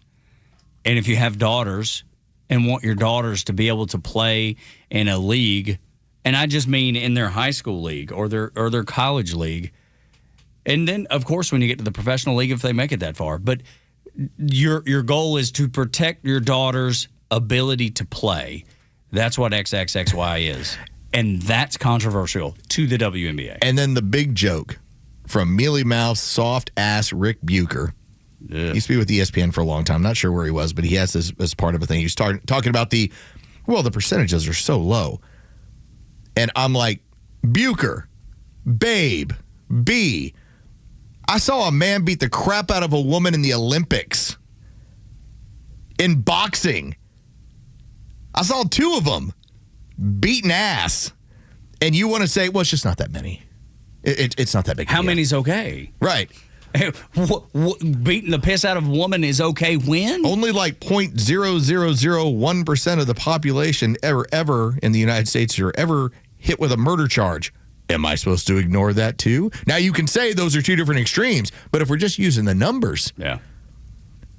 I saw a man in the Olympics beating on women, and it wasn't just one time. They had to go through several rounds, and every single time we're like, ooh, how brave of her.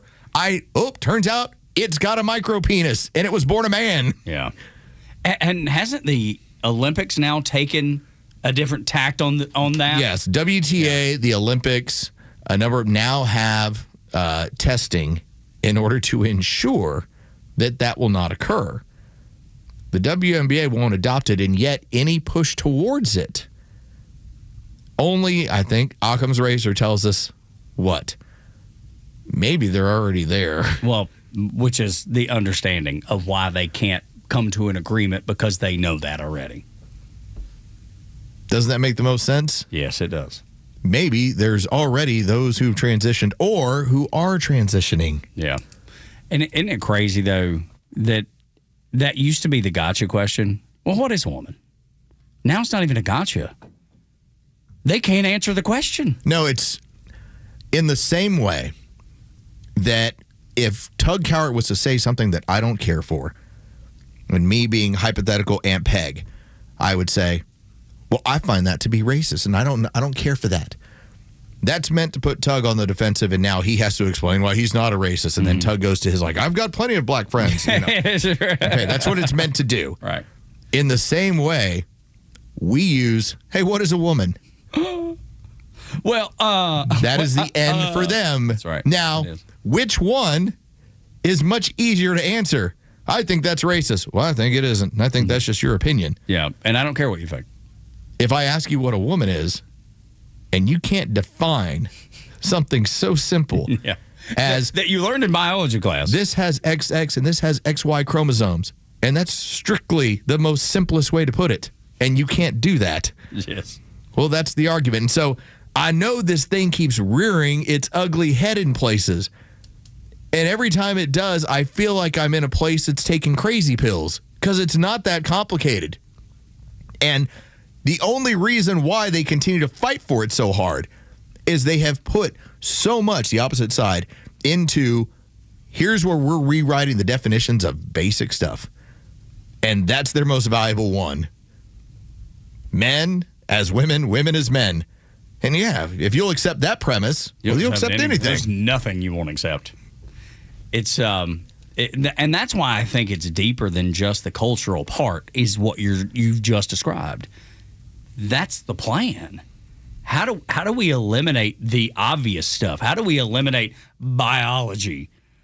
And because if we can tell people, just like you said, if we can tell them, there's no difference, and they go along with it, what else are we going to be able to do? It is so important that WNBA security took two women who had spent $1,000 and told them, you have to leave unless you cover up your shirts that just say XXXY Athletics. Nothing more. And the crazy thing is, dude, the security knew what they were doing. The Dream was just fine with it. In my opinion, they were all just fine with it. Now they're trying to pass the buck. Now they don't, now that the spotlight's on it. Oh, no. No, it wasn't us. It was them. No, it was not us. We didn't do this. Yeah, we're gonna have a statement. We love everybody. It's great.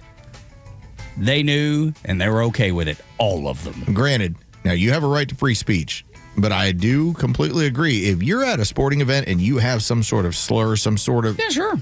I get it. When you have 4 letters, and by the way, 3 of them aren't KKK on the back of your shirt. It's like, I'm sorry, this is not an offensive matter that should cause somebody to have to cover up. Morning Xtra and Xtra 106.3, 8 o'clock hours brought to you by Central Heating and Air Conditioning, your Atlanta carrier expert, 770-GET-HEAT, centralheat.com. Can I give a country call out to little Avery listening this morning? Nick and Avery. Yeah! Hello, Nick and Avery. Appreciate y'all. When we come back, the stages of leftist radicalization. Next on Xtra.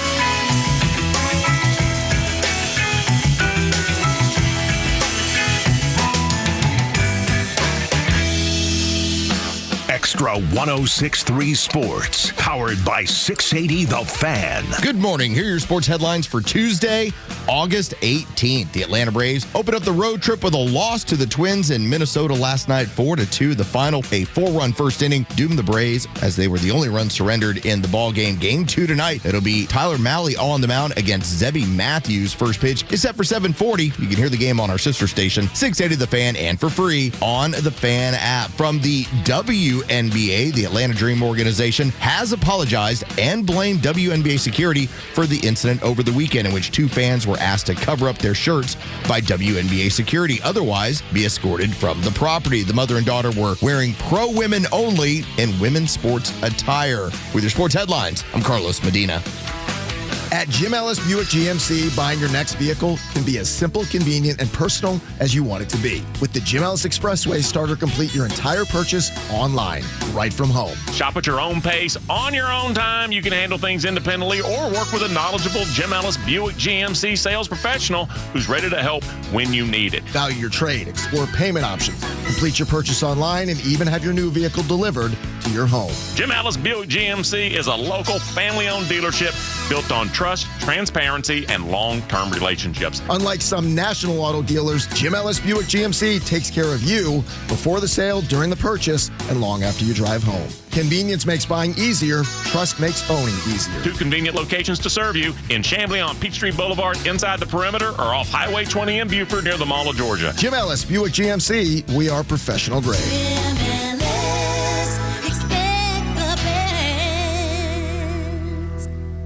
Hey, I'm Tom. And I'm Jerry. And we are Tom and Jerry's Roofing. Yes, that's our real names. And together, we have 70 years in the roofing industry. But taking care of you and your home is our priority and our passion. But our other passion is taking care of veterans, and that's why every roof we do gives back to the vets. That's right, Tom. First, we take care of your roof, and then we take care of the brave men and women who protect us. So if you have roofing issues, from repairs to replacement, call Tom and Jerry's Roofing and help us give back to America's heroes. Find us at tomandjerrysroofing.com. That's tomandjerrysroofing.com.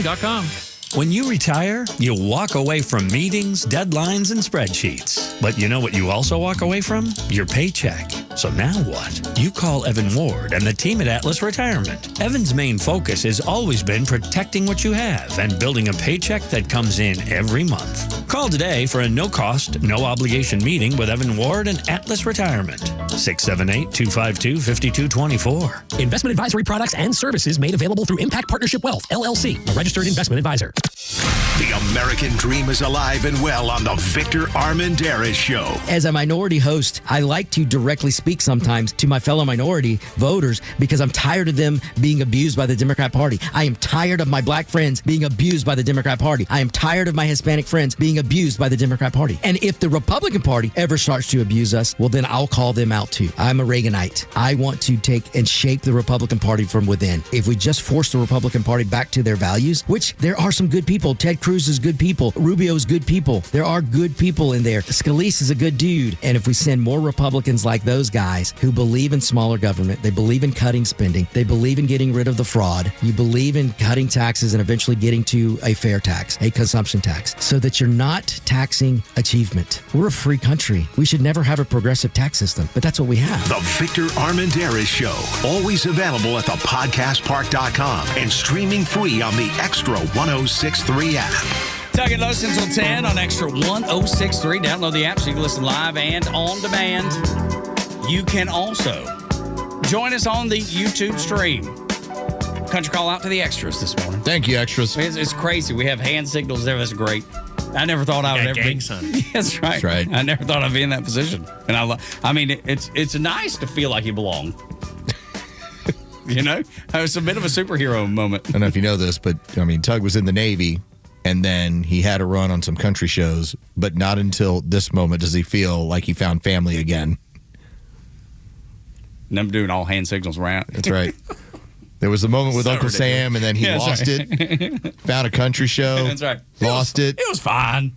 And then he found the extras. Now I feel warm and at home. That's why he points at y'all. If you ask him a question, okay, so I had an idea. Yeah. For down the hall, the old Chuck and Chernoff show that's going to change to our friend John Kincaid. Can we Chernoff. can we say that yesterday you did take part in a big farewell and it was a lot of fun, a lot of memories, maybe even a couple wet eyes in there. It's been about 4 hours with the guys, just reminiscing about what the show was and how long we'd all been a part of it. And so there was that. And then we went to dinner, and they were trying to kind of throw around some ideas about what they want to do when John joins the show, and it's just Kincaid and Matt Chernoff. And I said, what you need to do is you need to open up every show with a question for John, just kind of a reintroduction, back from Philadelphia, and you say, because they have their YouTube babies. We have the extras. And I said what I would suggest is you take a random question, or use random with the finger quotes, a random question from the YouTube babies, and you say, John, okay, so here's your starting question of the day. Robert from Buford wants to know if you could eliminate one race from the earth, which one would it be? Just put him on the spot. And every day you do this to him. Just something so... Like the first couple of weeks. But something's just so awkward that there's whatever no way you to say, whatever you say is going to piss him off. Right. I love it. So I'm just saying that the YouTube babies might fill in that role. Yeah. X's, the extras. If you have a question for Tug that you would like to ask him, please do it. Just submit it on over. Come on. Yeah.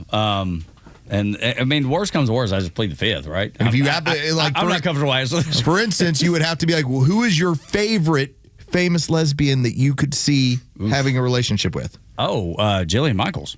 Well, I know the answer. Well, I was answering it because that one's on the tip of my tongue. No hesitation either. That was on the tip of my tongue because Los had to tell me. I had no idea. He was like, I go, she is not interested in you. Zero interest in me. He goes, why? What? What if I done? I'm not doing anything. How would she even know me? Is it because my accent? Is it because I sound dumb? What is it? Because she's married to a woman. He's like, okay. Got it. All makes sense now. I'm still interested in her. She's so amazing. No, but I love this idea. I think this is a great idea for them. Maybe not for us, but for them. How else do you bring John back in the fold? Because it has been, 6 years? Yeah, 6 years. So it'll be good to reintroduce. I think in the proper way. Think about how many people have come to Atlanta in 6 years that wasn't here before. Right, you're just reintroducing him to the audience. Somebody like the Gobert. That's right. Doesn't have a big knowledge of John Kincaid. This is how you do it. Do you have any knowledge other than the fact that John was here for a long time and then in Philadelphia? You don't know his. My parents do. I got nothing. Yeah. Okay. Yeah. I just didn't that wasn't what we listened to in the car driving around growing up. I wish it was, but no. Well, because Los worked over there for so many years, it was obviously he was a big part of it.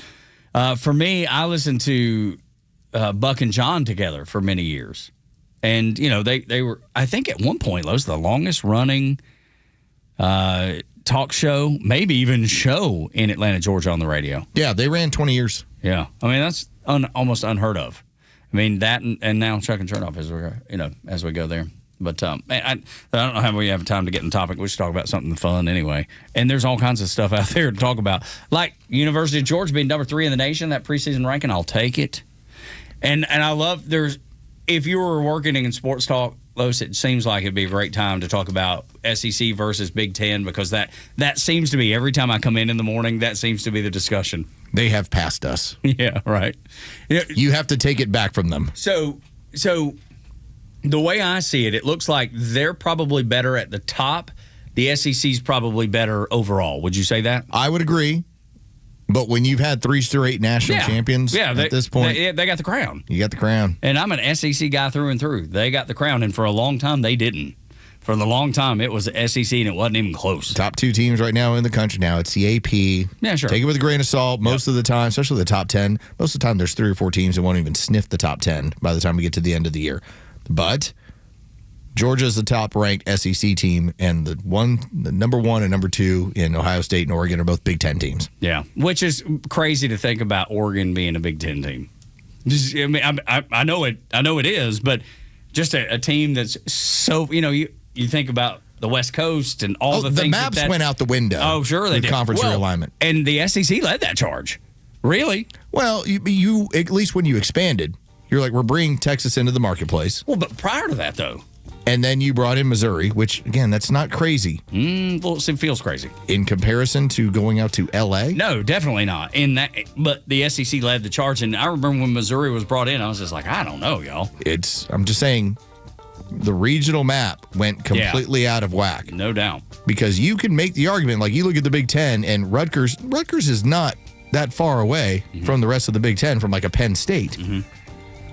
UCLA is. Yeah. Southern Cal is. Oregon is. They have to make special travel plans to make it work. And then what did the ACC do? They added Stanford and Cal. Oh, what a mess. Please, y'all stop damaging my beloved college football. Tug and Los until 10 on Extra 106.3. Did you know that John Ossoff has a new nickname?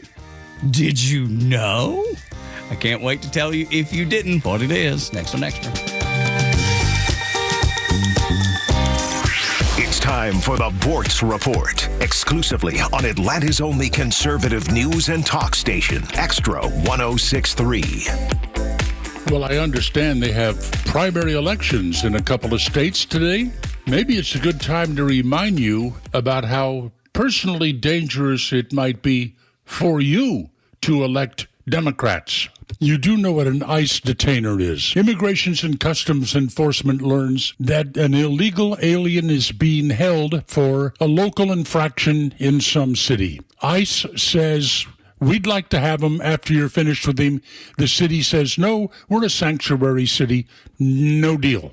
We're not turning him over to you. So how has that worked out for New York? Since New York became a sanctuary state, they have released 6,947 criminal illegal aliens. Since January of this year, the crimes committed by these illegal aliens include 29 murders, 2,509 assaults, 199 burglaries, 392 dangerous drug offenses, 300 weapons offenses, 207 sexual predatory offenses. You want an example? Well, on April the 9th, a New York City, Queens District Attorney Melinda Katz announced Roman Amatatila is being charged with arson and 8 counts of second-degree murder for setting a fire that killed 4 people in an apartment building, including a 3-year-old girl. And yes, Roman is an illegal alien. So this accused mass murderer is being held in New York by the Department of Corrections, and they refuse to give ICE any information about this prisoner. And they're flatly stating if Roman is ever released, the New York Department of Corrections will not notify the Department of Homeland Security so this man can be deported. Please note that all sanctuary jurisdictions in this country are controlled by Democrats. They just don't want Joe Biden's good work undone. Neil Bortz Extra, 106.3. Hey, it's Front Office Los with Tom, the honest car guy. Let's talk about the new way to buy a car in 2026. Tell me how you can save clients thousands of dollars in this process. I got a customer here, Jeff Everhart. I met him today first time because I delivered his 25 model Honda Pilot, fully loaded with only 16,000 miles on it. Jeff, answer Los's question about that one. It was actually shocking. I mean, you hear the advertisements, you want to believe it, and then when you go through with the sale, and there's no extras, there's no dock fees, there's no storage fees, no transportation fees. The price I was given was the price that I paid plus their honest fee. I did save thousands of dollars, and it was a very quick sale. Well, we appreciate that. And did it from my living room. Did it from your living room. Friends, if you're in the market for a pre-owned car, truck, or SUV, get an honest car buy from the Honest Car Guy. You pay what we pay, plus an honest fee, and we back that up by giving you the bill of sale. That's our transparency guarantee. Call 844-SHOW-ME-1. That's 844-SHOW-ME-1, or visit honestcarguy.com. Social media is on trial again.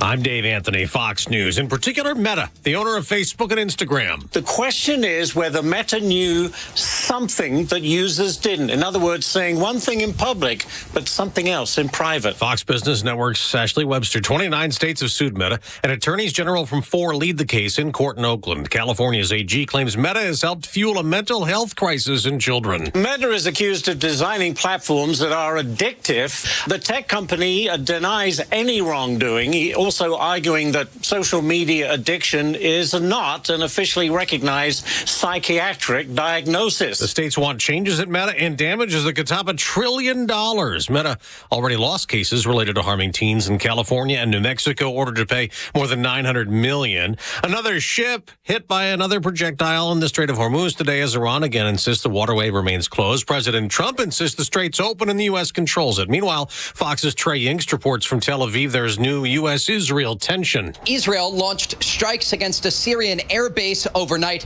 prompting U.S. Ambassador Tom Barrack to release a statement saying we are deeply concerned. He went on to say an unnecessary escalation that does not advance regional stability. Now, I spoke with a senior Israeli official about these reports, and they responded saying highly sensitive intelligence was shared with the United States in advance. It's primary day in Wyoming and Florida, where Democratic Socialists are challenging 2 more House Democrats. Elijah Manley running against Congresswoman Debbie Wasserman Schultz. I'm not a supporter of open borders, but I'm also not a supporter of having an agency kidnapping Americans off the street like ICE has. There are also primaries in Alaska. President Trump's warning voters to be careful of an imposter. A retired teacher named Dan Sullivan is one of the 15 candidates challenging GOP Senator Dan Sullivan. Republicans use Democrats are trying to trick voters. America's listening to Fox. Born on America's darkest day, September 11th, 01, the Tunnel to Towers Foundation, they have helped American heroes ever since. Heroes like United States Navy Chief Shannon Kent. Kent was killed in a suicide bombing, leaving behind her husband, Joseph, their 2 kids. Tunnel to Towers honored her sacrifice and paid off the family mortgage, giving them security forever. Donate $11 a month. Maybe you have a car to donate, land to donate. Please go to their website, the letter T, the number 2, the letter T.org. Here she comes! Surprise! They sent a duplicate shipment to your flower shop! Now you have to pay for 1,000 extra carnations! Also, there's a beehive outside your store! And they're super aggressive! There's thousands of them! Progressive knows small business owners usually don't like surprises because they cost you money. But a good surprise, saving 10% or more on commercial auto insurance when you pay in full. Also, the egg salad you just ate was expired! Gross! Surprise yourself. See if you can save in as little as 8 minutes at ProgressiveCommercial.com. Progressive Casualty Insurance Company and Affiliates. Discounts not available in all states or situations. The Morning Extra, every weekday morning from 6 to 10 on WFOM and W292 EV Marietta, a Dickey Broadcasting Station. Extra 106.3. Joe Diffie cranking it up on a, what is it, Tuesday, yeah, because we have boards today. 18th all day. Yes, let's go. We have an answer to the big question. Like if I was supposed to you, Tug, coming over from the extras, they wanted to know if you could eliminate one race, which one would you eliminate? Whitey McWhiterton. I was going to say the Daytona 500. That's just me. Thank you. That's the clever answer. Good, strong Stephanie said the 800. That's a race I would eliminate. There you go. I love it. Poor Tug. Yeah. See, I would have stepped right into it. Which is well, that's the hope. Yeah, well, yeah, of course. And I'm prone to step into it. You know what I mean? Race would you eliminate? Daytona 500. Yeah. That's so very clear. Or one of the Atlanta races. I'd get rid of Watkins Glen. It doesn't look like anything else. That's right. Come on now. Let's do better. Leanne in the YouTube chat has a question for you. Yes. Besides the obvious, what's one thing you'd change about yourself?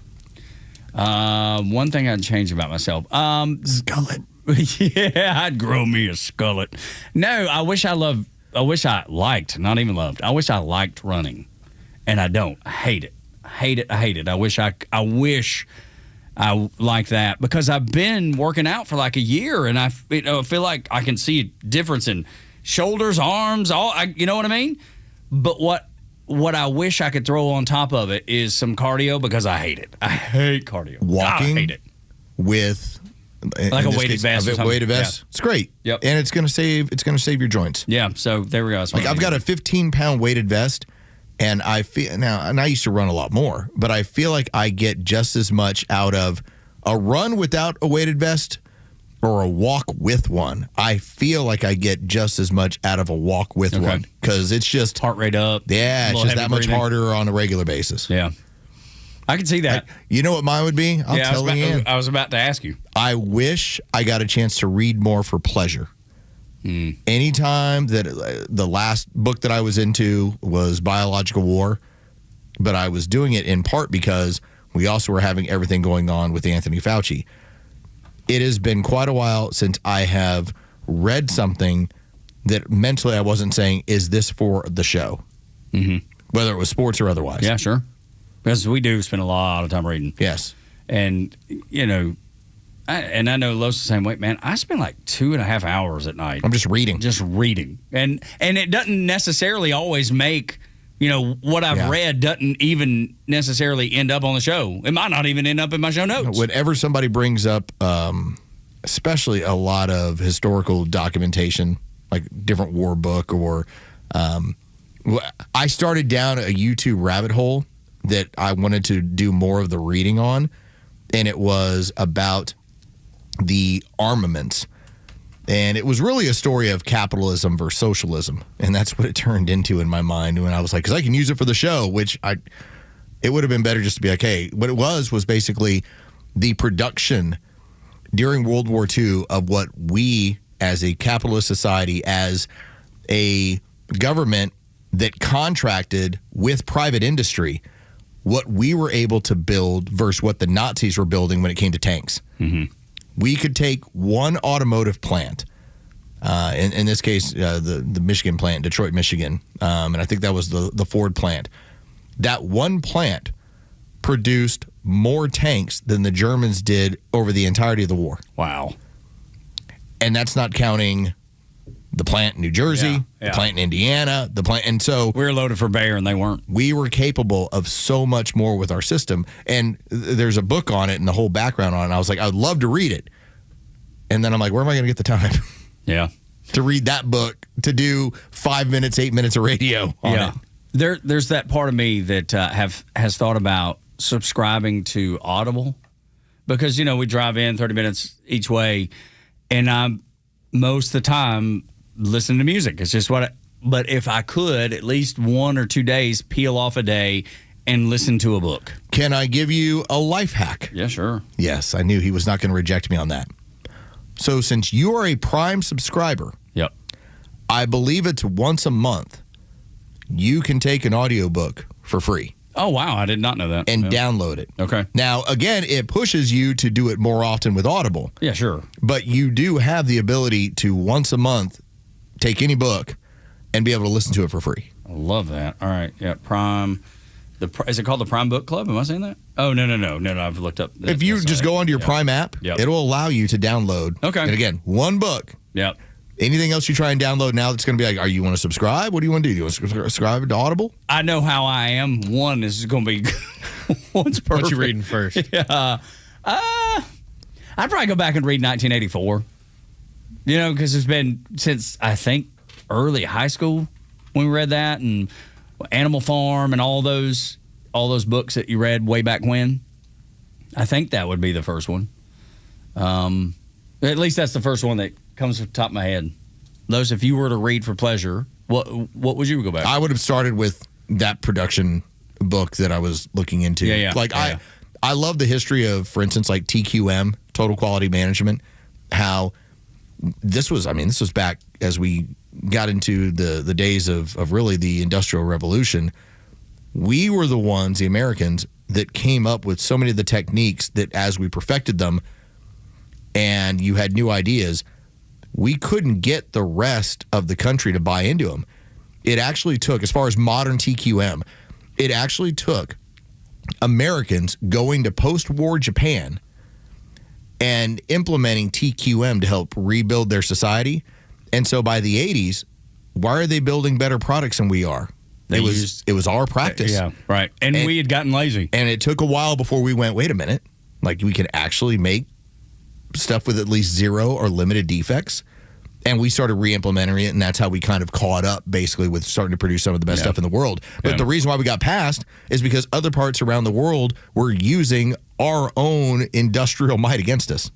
Or at least saying, if you want to adopt it, we'll do it. Yeah, and isn't it crazy, though, how America, just being blessed of a nation that it is able to do that? Like, all the great innovation, say all, but the majority of great innovation started right here. It's almost like, I had this conversation with a friend of mine at church. He adopted a kid from China, and so he keeps up with the communist Chinese, and he's into banking. He's a really smart guy. And he told me one time, he was like, Americans are the biggest innovators. The Japanese are the biggest perfecters of innovation, and the Chinese are the biggest thieves of it all. And I thought that was so eye-opening. It kind of goes along with the conversation we're having. I'll give you an example. So the Japanese call it a Poko Yoke device. And this is about eliminating defects, eliminating mistakes.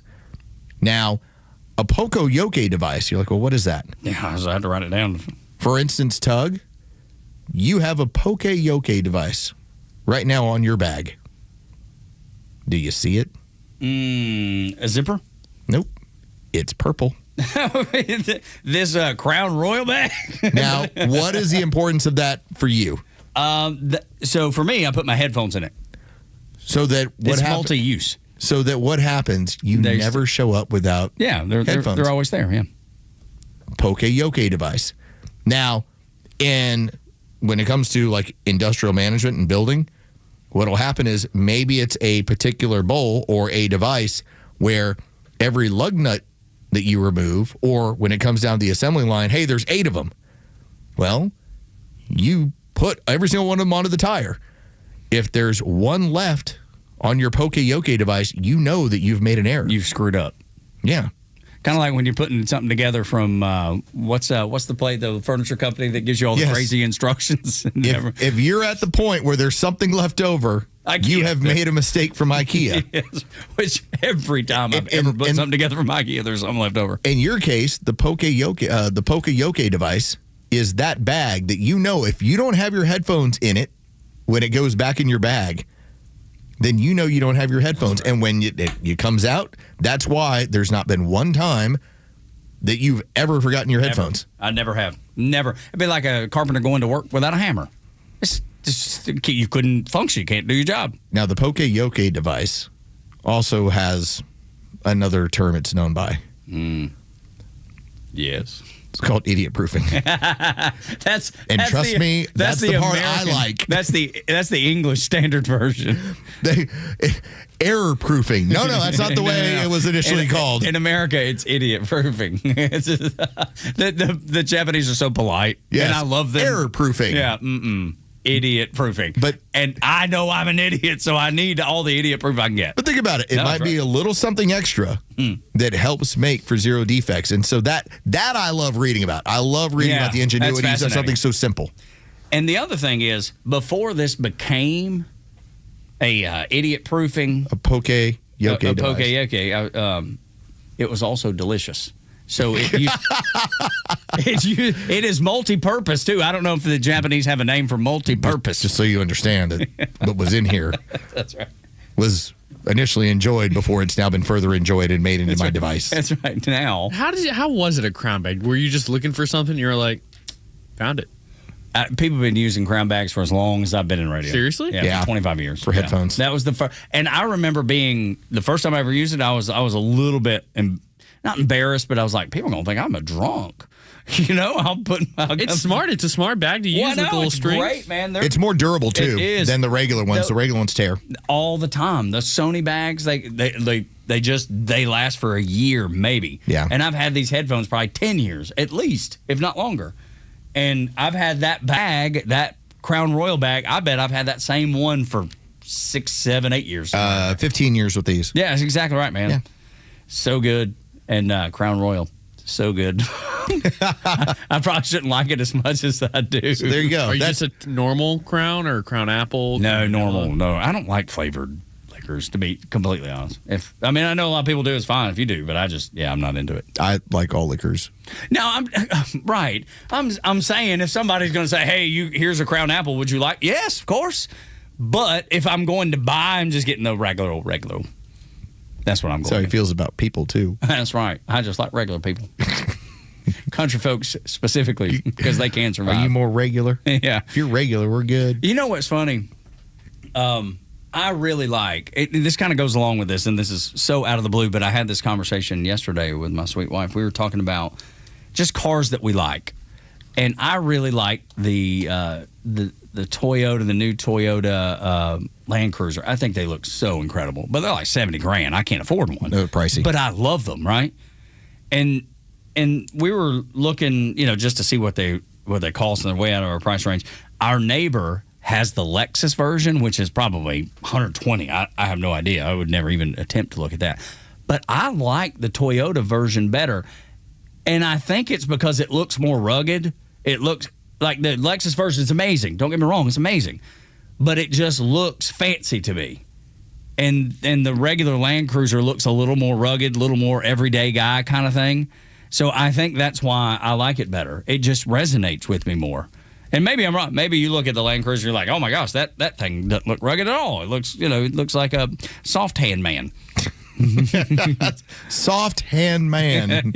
Maybe you look at it and you think there's a tenderfoot. That's exactly right. I don't know. But have you ever seen that though? Because where you prefer the lesser of the two, and maybe that's a bad example that I'm using, but I always like the blue collar, the regular guy version of whatever it is. And that's just who I am as a guy. Morning Xtra on Xtra 106.3. In the first thing to know this morning, I have a nickname. Los has a nickname. And John Ossoff, did you know that he has a nickname too? Way out west, there's a show, the Morning Xtra, Tug Los, deep in the story, breaking news that's bold. I do believe that when it comes to Donald Trump, he continues. I don't know if he just comes up with these on his own, just on the fly. Or he's got his advisors of throwing around some nicknames like Sleepy Joe. All right, let's face it, that worked. It certainly did. And let's face it, a nickname is there so that when you think of someone, the first thing that you've tagged them with is what you immediately come up with. Killery. We talked about my friend yesterday, Ace Henson. Mm-hmm. David Henson. Yeah. And remind people why he's Ace. So this was a guy, he's now a Fort Worth police officer, and he also, while he was in school and getting credit towards the academy, was also working for a bail bondsman. And so he was the guy that if you got in trouble, it's like you called Ace and Ace called his guy and they'll get you out.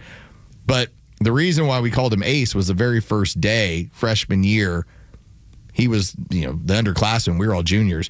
And he's walking around, he's like, I want to be the ace of this staff. And we're like, oh, you want to be the ace, huh? Okay, Ace. And so we just started calling him Ace. And to this day, this is a guy who would give up a bomb, and we're like, man, Ace, that dude hit that ball way out of the ballpark. You weren't really Ace-like there. It became just a joke, a running joke. And to this day, he's Ace, the Fort Worth police officer. Nicknames are the greatest, man. I love nicknames. They stick, and sometimes they tell a story, or sometimes they make fun of you. And, for instance, Crooked Hillary. Oh, yeah. Little Marco. Yep. James Telefrico. James Telefrico. So yesterday, I'd never pondered this one. We talked about how John Ossoff has stayed largely off the radar, but now he's starting to talk. And now he's kind of getting out there. And part of what happens is that you start to quickly find out that male Democrats are not dudes. Okay? They're just not dudes. It's just how they're lined out, lack of testosterone, all the things. They have soft hands. 70% of them want to cut their penises off. They're just not dudes. It's not official, but I use it because it bothers them. But I want you to listen to Donald Trump, who has given John Ossoff a new nickname, and I think it actually works. Mr. President, John Ossoff said you'd rather travel with your aide, Natalie Harp, and build the ballroom than do your job as president. What is your response, John Ossoff? You mean Pee Wee Herman? Pee Wee Herman lookalike? No, I would much rather do other things. We're building a great facility here. We're fixing a White House that hasn't been taken care of. You can look at this. This room was a disgraceful. All right, he called him Pee Wee Herman look-alike. Going to be calling him Pee Wee Herman. Yeah, this is so great. I think you mean Pee Wee Herman? I do. Be like, oh, look, it's Collins versus Herman. Yeah, that's right. Pee Wee Herman's going to work. And unfortunately for Mr. Ossoff, that name has some things tied to it that are probably not the most flattering. That's a nice thing. It's everything but a nice Probably name. not the most flattering. I like how you put that. And it's funny that he'd kind of gotten away from that for a little while. You know what I mean? Like, I can't remember the last time. I guess during the campaign, maybe Crooked Hillary was Sleepy Joe. Maybe he just ramps it up toward, I just don't remember them being one for Kamala Harris that really stuck. Yeah. You know? Me either. Like Sleepy Joe, Crooked Hillary. I don't remember one for Kamala. You're right. I would have thought for sure. Now I have to ask. Yeah. I'm going to get to the bottom of all the Trump nicknames. But Pee Wee Herman for old Ossoff is that's quality there. I did not know everything behind Pee Wee Herman. You didn't? No.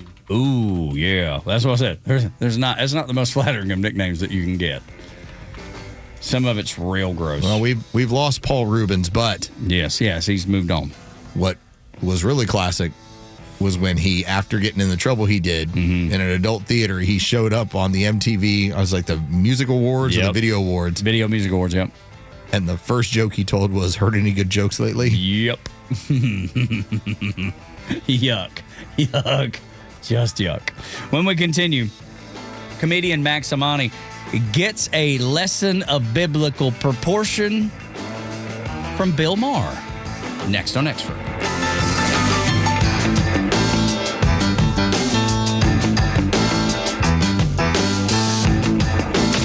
Some things don't go out of style. Faith, family, and plain old common sense. And Extra 106.3 still believes in that. Listen live or stream us anywhere on the Extra 106.3 app. Atlantis Mark from the Safe House. I have a question. Am I the only person who thinks communist Democrats have lost their minds? Yes, communist Democrats coming to a city near you. Democrats have abandoned law-abiding citizens, shut the front door, and I thought fake safes were bad, much less fake Americans, communist Democrats. So drop by Atlanta Safe House and secure your valuables from the bad guys. We carry true American brands like Browning and Fort Knox. And remember, we don't use crackheads or illegals to deliver our safes. So go to AtlantaSafehouse.com. That's AtlantaSafehouse.com. Don't believe this nonsense you see on TV commercials about how uncomfortable a CPAP mask is. Take it from me. You wear one, especially the nasal pillow I use, for one night, and you will fight anybody that tries to take it away from you. But if they do take it away from you, you can get more at cpapsetcetera.com, cpapsetc.com, with a store in Alpharetta, same-day shipping. To your health, cpapsetc.com. Braves fans, mark your calendars as the Dodgers and Rockies come to town August 25th through the 30th. Fans can look forward to the Harry Potter and HBCU specialty ticket packages during the week. Both include a game ticket and a specialty bobblehead. And that's crushed to deep right. Knocked out by Olsen. Then make sure to arrive early on Saturday for Hunting and Fishing Night, presented by the Georgia Department of Natural Resources and Realtree. Enjoy a variety of interactive exhibits, including live reptiles, a massive aquarium display, inflatable archery, hunting license sales, and more fun for the whole family. Plus, the first 15,000 fans will receive a Chipper Jones Realtree APX Camo replica jersey. The week wraps up on Sunday as the first 3,000 kids through the gates will score the Kids City Connect Sliding Mick giveaway. Visit Braves.com/promos to check out the fun and purchase your tickets. Atlanta Braves Baseball. We are Braves country. Toyota's national sales event is happening now through August 31st at Marietta Toyota. Thinking about going electric? Well, the 2026 Toyota BZ gives you an all-electric Toyota with no gas stops, a quiet commute, confidence of buying from a dealership you know. For drivers who want to spend less time at the pump and more time enjoying the drive, BZ is a smart way to try all electric without leaving Toyota behind. Every new Toyota includes a nationwide lifetime powertrain warranty. That's unlimited time and unlimited mileage for as long as you own it. We've been voted Best of COP for 2026, Best New Car Dealership, Best Service Center. For well-qualified buyers, special financing is available on the new 2026 Toyota BZ, 0% APR for up to 72 months through August 31st. Visit us on Cobb Parkway South, just north of Truist Stadium, Marietta Toyota. Since 1975, we've been here and we'll be here for you. 0% APR for 72 months with approved credit through SCTF. Not all buyers qualify. Offer ends 8/31/26. See dealer for details. All prices exclude tax, tag, and title. It includes $699 dock fee and $257 electronic tag fee.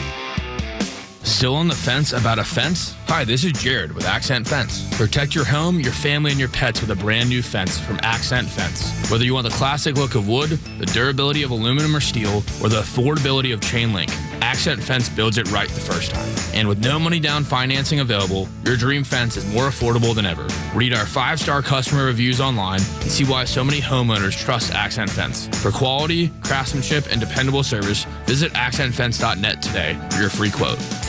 Man, I love this place. I've been surfing here since I was a kid. Now, seeing my grandson out on the water, it means everything to me. Watching him and taking in the blue waves, the sea breeze, the blurry horizon. If you have geographic atrophy, or GA, subtle changes in vision could mean it's progressing toward irreversible vision loss. Izervay is proven to slow GA progression and could help preserve your vision for longer, so you may keep seeing the world around you. Izervay, or avacincaptad pegol, is an eye injection. Don't take it if you have an infection or active swelling in or around your eye. Izervay can cause eye infection, retinal detachment, or increased risk of wet AMD. Izervay may cause blood in the white of the eye, blurred vision, or a temporary increase in eye pressure. Do not drive or use machinery until vision has recovered after an eye injection or exam. Ask your retina specialist how you can slow your GA with Izervay. To learn more, call 1-855-IZERVAY or go to izervay.com. Paid for by Astellas Pharma. The stories that matter to you. These are your Georgia headlines. It's Tuesday, August 18th, and here are your headlines. CNN is defending White House correspondent Kristen Holmes after a heated exchange with President Trump yesterday. After Holmes asked Trump about comments from Georgia Senator John Ossoff, prompting the White House to accuse her of taking a cheap shot at the president. CNN says Holmes was simply doing her job by asking a tough, newsworthy question, while Trump called her fake news and told her to be quiet. Metro Atlanta drivers have another major I-285 closure coming up as GDOT plans to shut down every lane between Cascade Road and Langford Parkway from August 28th through August 31st for road work. 2 more full weekend closures are tentatively planned for September, depending on the weather. And finally, Waffle House is putting a new southern spin on tacos and testing them around the Metro Atlanta area. About 45 locations are offering 7 taco options, including bacon, sausage, egg, and cheese for breakfast, plus cheesesteak, chicken melt, and even patty tacos for later in the day. It is a limited time test, so if you want to try it, don't wait for too long. Another day of clear skies to follow from yesterday with a high of 94 and a low of 70. The Extra 106.3 headlines. I'm Bryce. I don't know about the old tacos at Waffle House. I'd give it a go. Well, it depends how they do it. Yeah. Did you have in your story exactly how they're putting those together? Yeah, I know you said bacon, sausage, got and bacon later and sausage. in the day it was like Let me do patty some melt. research. Hot. First off, if you are doing like bacon, sausage, bacon and egg, Yeah, you can't go wrong. Okay, can't go wrong Yeah, with that. I get it. Now, the next level is, all right, we're making sure they're all flour, correct? Mm-hmm. We're not going down the corn road. Now, I like corn, Me but too. corn to me is more like Mexican authentic. Yes, of course. That's right. And there's a time for corn. Yep. Most of the time it's flour. Yep. Like, I think corn works with like seafood.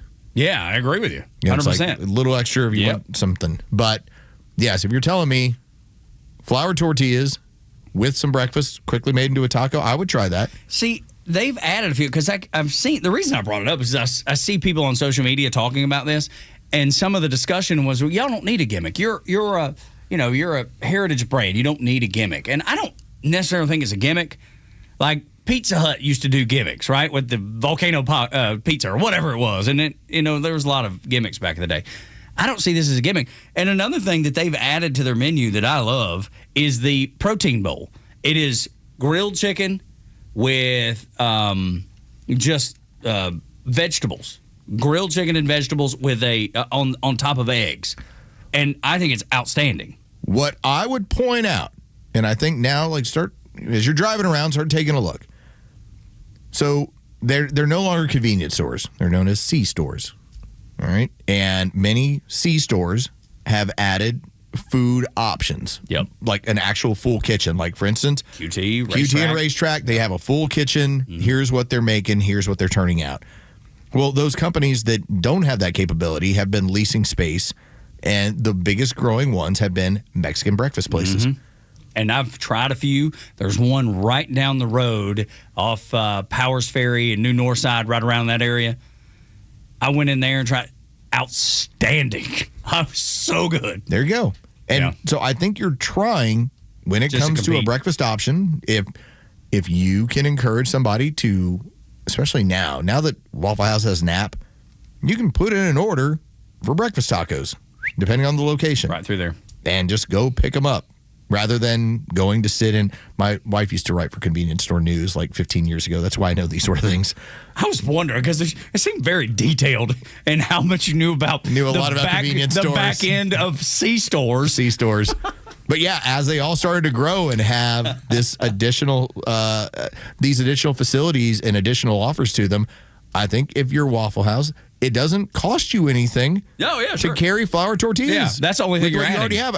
And me, I love their hash browns. Me too. Cool. And if you told me, like, here's hash browns, and like, listen, I don't get caught up in the whole egg thing. I'm like, it ain't going to ever be a chicken. It's not whatever. I'm like, hey, if I wanted to sneak in some eggs and hash brown and a breakfast taco, I'd be happy. Dude, I would be over the daggum moon about it. That's what I'm saying. Like, when people call it a gimmick, I was like, I don't really think it's a gimmick. No, I think you're trying to get a piece of the market. It's just an additional offering. That's all it is. You go into a Waffle House. Oh, my God. What a creeper. Yeah. You go into a Waffle House. That was Ben Burnett, who just decided to go stare in the window for no reason. I was like, what the world's going on? I was like, oh, child molester. Oh, no. No, but if you go into a Waffle House, you'll see the amount of bread that they keep there on the shelves. Yeah. And that's for all the stuff. Well, you're not going to keep a significant amount of crazy inventory for talking tortillas. No. Plenty. No, I know. And again, give me somebody that don't like breakfast tacos.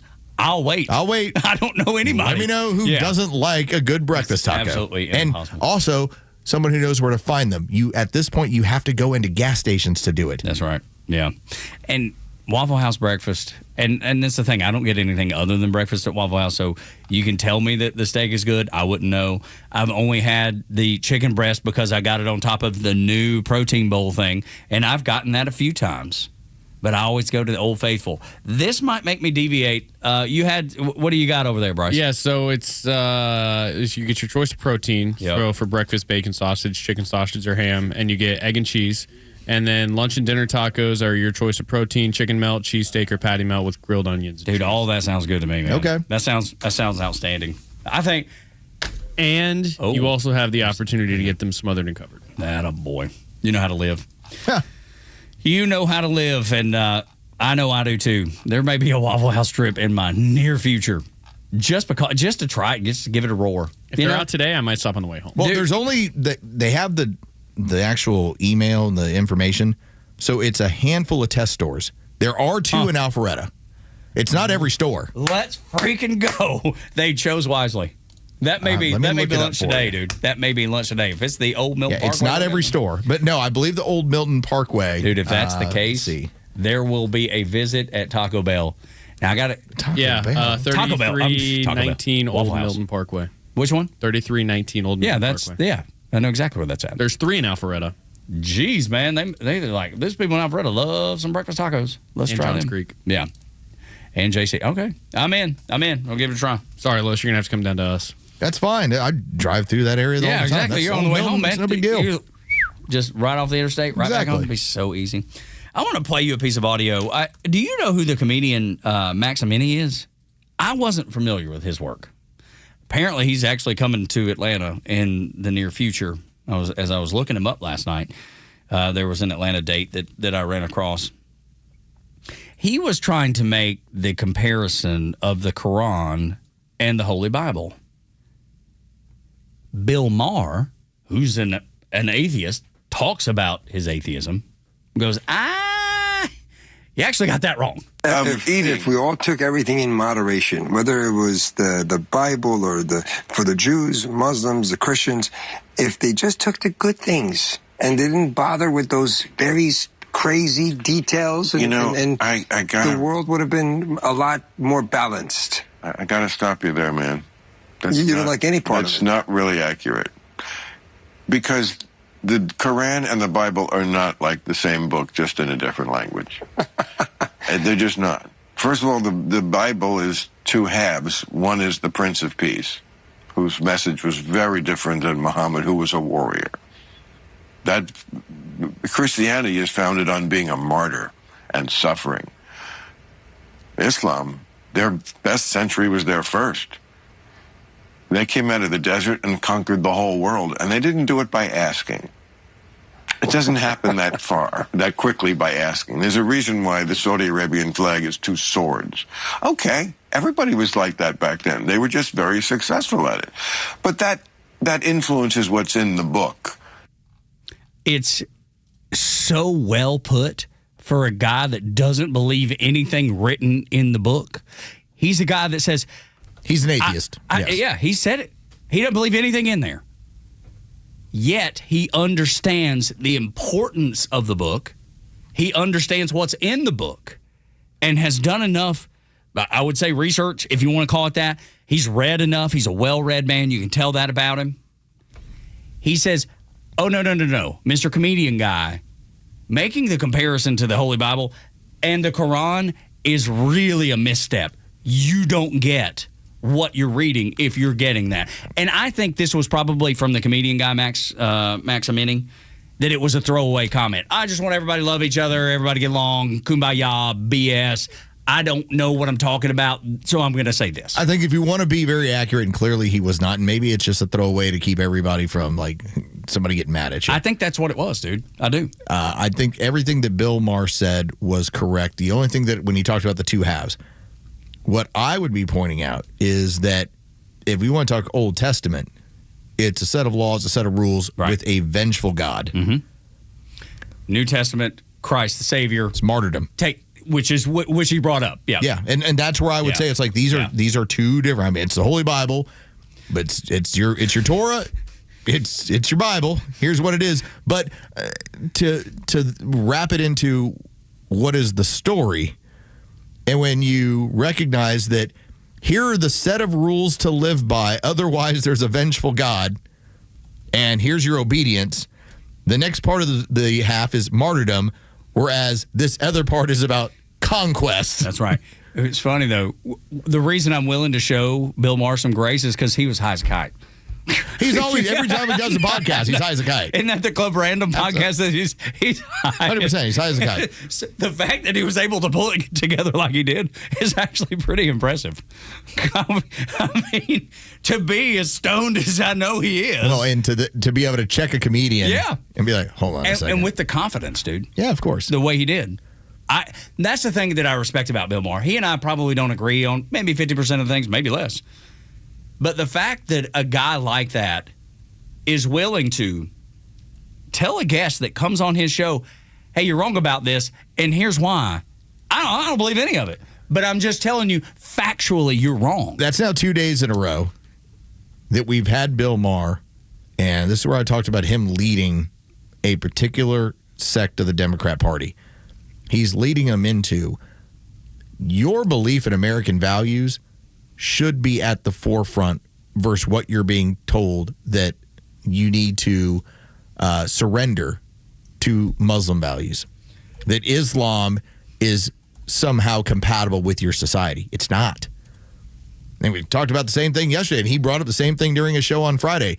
These are not compatible with one another. And so, just as he's saying, if one of these books, the Quran, has a large element of conquest to it, while this other one, the Bible, the New Testament, is about martyrdom, how do these two ever share any values? Like, legitimately, if that's the theme of your book, martyrdom being this sort of person self-sacrifice versus conquest. No, that's right. Conquest, self-sacrifice.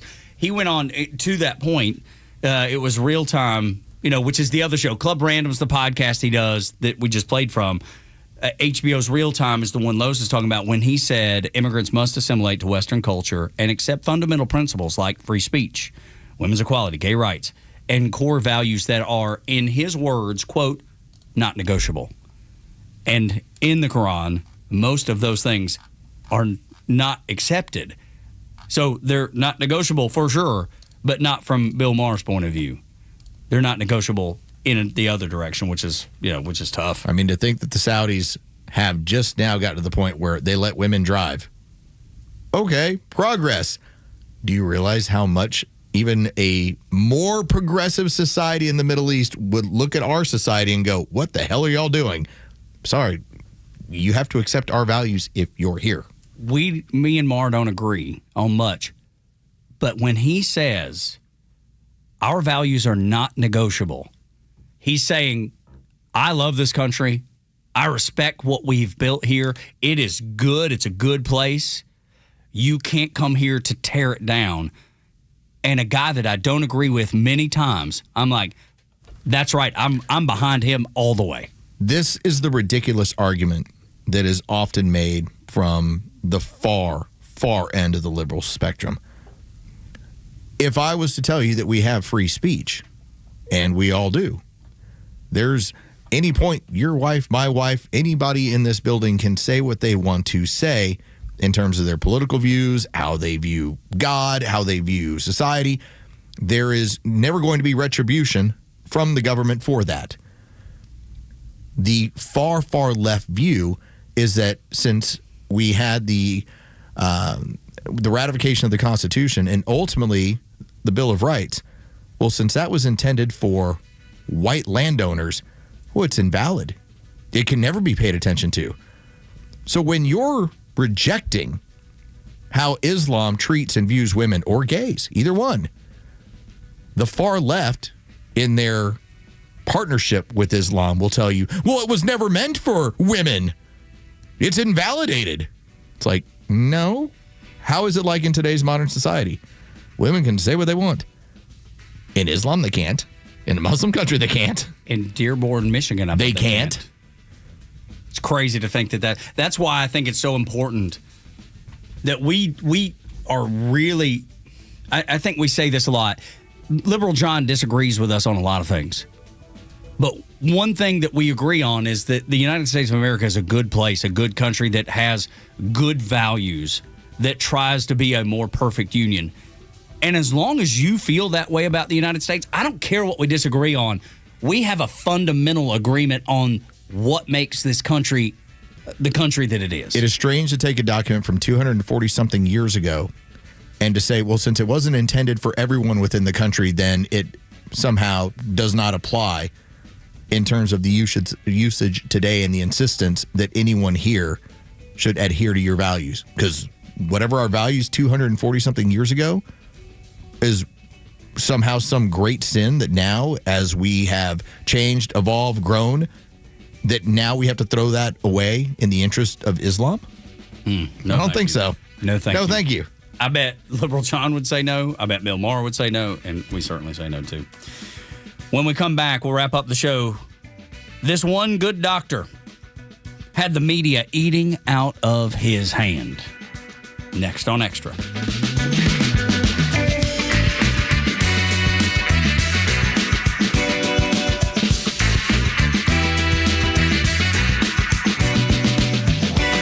Extra 106.3 Sports, powered by 680 The Fan. Good morning. Here are your sports headlines for Tuesday, August 18th. The Atlanta Braves opened up the road trip with a loss to the Twins in Minnesota last night, 4-2. The final, a 4-run first inning, doomed the Braves as they were the only run surrendered in the ball game. Game 2 tonight, it'll be Tyler Mahle on the mound against Zebby Matthews. First pitch is set for 7:40. You can hear the game on our sister station, 680 The Fan, and for free on the Fan app. From the WNBA, the Atlanta Dream organization has apologized and blamed WNBA security for the incident over the weekend in which two fans were asked to cover up their shirts by WNBA security, otherwise be escorted from the property. The mother and daughter were wearing pro-women only in women's sports attire. With your sports headlines, I'm Carlos Medina. Summer is here, and it's time to enjoy your outdoor oasis as a family. Don't know where to begin? At Stovall & Company, we have everything you need to make your landscaping dreams come true. From premium mulch and topsoil to a wide variety of plants, trees, shrubs, and annuals, Stovall has it all. Check us out at StovallInc.com. There's never been a better time to fall in love with Subaru from Subaru of Gwinnett. Now through August 31st, get award-winning vehicles and exceptional offers from a brand you trust during the Subaru A Lot to Love event. Explore the full lineup of hybrid, electric, gas, and wilderness vehicles, including the trusted 2026 Subaru Forester and the all-new 2026 Subaru Outback. Every Subaru is made with love and built to last, with dependability and value coming standard. It's no surprise why Consumer Reports named Subaru the best overall automotive brand for 2 years in a row, based on reliability, safety, owner satisfaction, and road test evaluation. At Subaru of Gwinnett, there's a lot to discover and a lot to love. Get special low rates on select vehicles from August 1st through August 31st on Satellite Boulevard in Duluth, or start your shopping online at SubaruofGwinnett.com. Consumer Reports does not endorse products or services. Visit Subaru.com/CR to learn more. Did you know you can add renewing your driver's license or ID card to your grocery list? The Georgia Department of Driver Services now offers self-service kiosks at select Kroger and Publix locations. From renewing or replacing to updating your address, the kiosks will issue a temporary paper license, and you'll receive a permanent card in the mail. Skip the line and save time by adding your driver's license renewal to your grocery list today.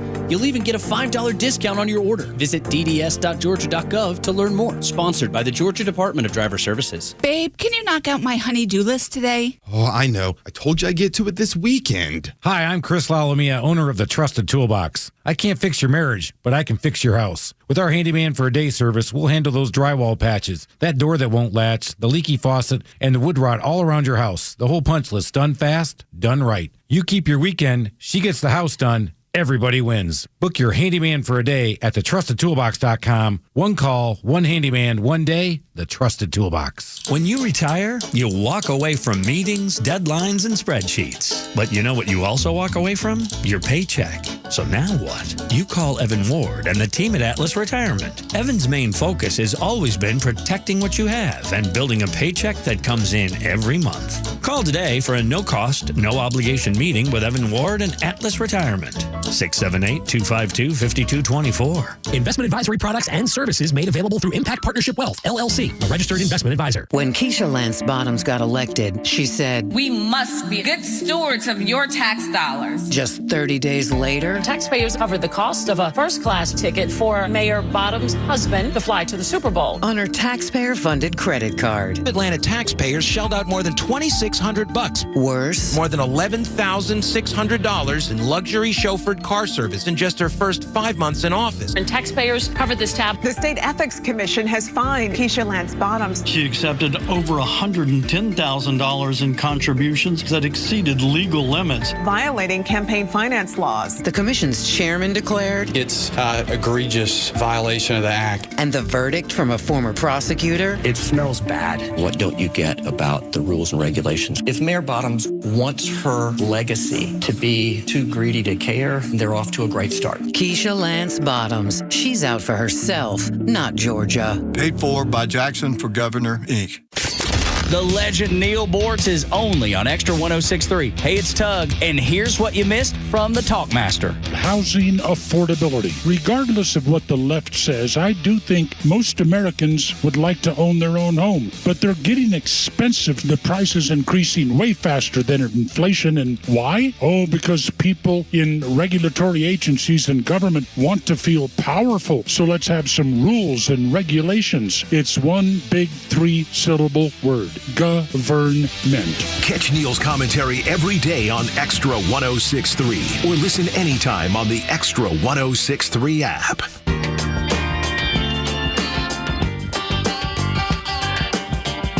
Morning Extra and Extra 106.3 as we get ready to wind down today's show.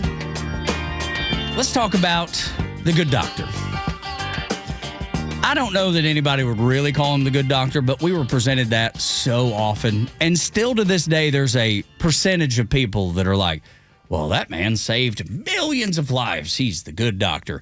I don't know that I believe Dr. Fauci is the good doctor, but I'll call him that Not as an insult necessarily, but certainly not believing that it's the truth. I'm glad that over the last several weeks, the reputation has taken a giant hit. And to know the cozy relationship that he talked about having, dinner at Jake Tapper's house, being able to reach out, because other journalists thought, oh my God, I can reach out to Fauci, and he reaches back out to me. And this is what he was fostering. Well, in my opinion, he was doing that in part because he knew when it came to gain-of-function research, I'm partly responsible. In fact, I might be largely responsible for this lab leak. And also, knowing it was a lab leak. Oh, it came from a pangolin. Well, a bat soup. No. This was a virus that no one had ever seen in the history of the world in terms of its construction. It was weaponized. And people that weaponize viruses for a living knew it was weaponized. They're like, oh, look, if you're on cleavage site, seen that before. Not on this. So with all that being said, then there's Terry Moran, and he is doing a podcast, and he's talking about the relationship between Anthony Fauci and, in this case, ABC News. And so I just want you to consider, when we talk about tyranny and we talk about suppression and censorship, imagine that there is a federal worker who has the longest tenure in the government, who has tremendous amounts of power, can influence health, practices, schools, economy, and then decided because he's this evil and this much of a little troll that he's even going to get involved in media. So shortly after, it was COVID. So it was like early in 2021, maybe January, February. I'm seeing online and elsewhere people that I thought were smart and serious, Jamie Menzel mostly saying, and others, maybe this leaked from the lab. And I was like, well, that's interesting. So I went to Nightline. I said, hey, I'd like to do a story on, and they were like, great. Yeah, let's do it. So we just across the board, we talked to, molecular virologists. We talked to people in the Trump administration, and we're ready to go. And the day that it's supposed to air, it gets reviewed and it comes back to me, and it is incomprehensible. And I'd never been angrier. I'm in the booth. These lawyers standards, and I was told, Fauci. Oh, and I said, I can't do this, and they're going to air, and it's a 15-minute piece or whatever, and I'm cursing and screaming in the booth. And this is day of air. I've never watched that story, and never want to, because it wasn't mine. I didn't think, and because, most importantly, because it was incomprehensible. They had put so many caveats in there, and so many and it was so legalized. And wait, so they took the story that you did and either sent a copy of a transcript or a copy of the video to Anthony Fauci? It would have been the script. That's what I was told. I don't know that that's true personally, but I was told that. Kind of sounds like somebody who's trying to cover their tracks. Holding the powerful accountable, unless they tell you no. That man decided, now you can't air this. Well, why is that? Because you can't. Why wouldn't they be allowed to air a story? Now, this would have been, in this case, 2019, 2020, clearly into 2020, because the Trump administration were still in office. So this is as we're getting into the spring and things are taking off, and now we have a story about a lab leak. And Terry Moran's got it, and here's probably the discussion as he talked to it, molecular biologists, who were the first people, because they work on this stuff, to sound the alarm. This does not look like anything. This looks weaponized. You're about to do a story on it, and Fauci's the one who gets it spiked. That's the heavy-handedness that government is happy to run with. The fact that he could reach out by Terry Moran's story and say, no, you're not doing that. You're not doing it. If you had a media company that is worth its weight, it was like, you know what, doesn't matter. We're running with it because democracy dies in the dark, I'm told. That's what I was told by the Washington Post. You have to be able to do that story. And they chose not to. Because they did not want to offend the deity that they were creating, that they had created in their mind.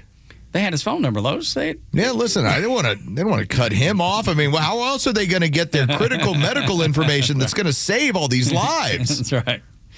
Or take them, depending on how you look at it. I have nothing to hide. I know you don't. I know you don't, Dr. Fauci. You know, it's reminiscent a little bit of the Catherine Herridge thing when she had the story of Hunter Biden's laptop and CBS told her, nope, you can't do it. You cannot do it. It's one thing to be beholden to your sponsors, like all the network, like everybody is, I guess. But it's another thing to not be able to hold government accountable. What you're there to do. The person who had been in the government, in this case, as a servant, outside of an elected official, the longest. Yeah. Just a low-down, dirty shame. Of government. Dude, it's terrible. That is so filthy, isn't it? Yep. And the fact that he didn't say anything. Social media was around then. He could have, had he had some courage, he'd been like, you know what? I'm going to take this to social media and see what they think. I mean, if you were to go back into my Twitter and look up during that time period, whether it's lab leak or we paid for it, I was like, you're really going to upset when you find out that we paid for this. I mean, it took years before people would even consider it, which during that time period, like during that summer, I'm like, yeah, that got out of a lab. And when I would say so, the explanation I would give was so foreign to people when I talked about the cleavage site and I explained what things are weaponized, and then going into what a BLM-3 and a BLM-4 level labs, what are they, and explaining those. And then I'm told, what do you think, you know more than the doctors? Fauci told me it was fine.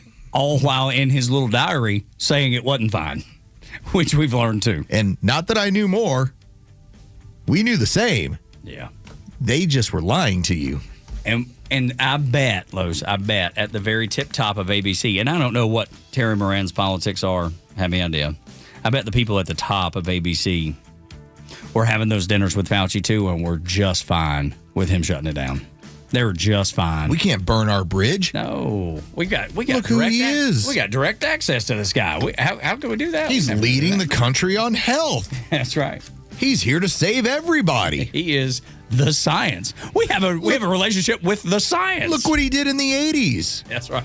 Boy, he only killed Arthur Ashe. I am the science. That's going to do it for us. I hope you've enjoyed the Morning Extra. Be back again tomorrow morning, halfway through this work week. Beck, Clay, and Buck, local afternoon show with the Kimber, Pete, and my God. for Los, and Bryce, the Go Bear. Rawr, I'm Tug. Rawr. Y'all come back now, you hear? Need more than just headlines on your ride to work? It's the Morning Extra, live from 6 to 10 a.m. tomorrow morning, only on Extra 106.3 and the Extra app.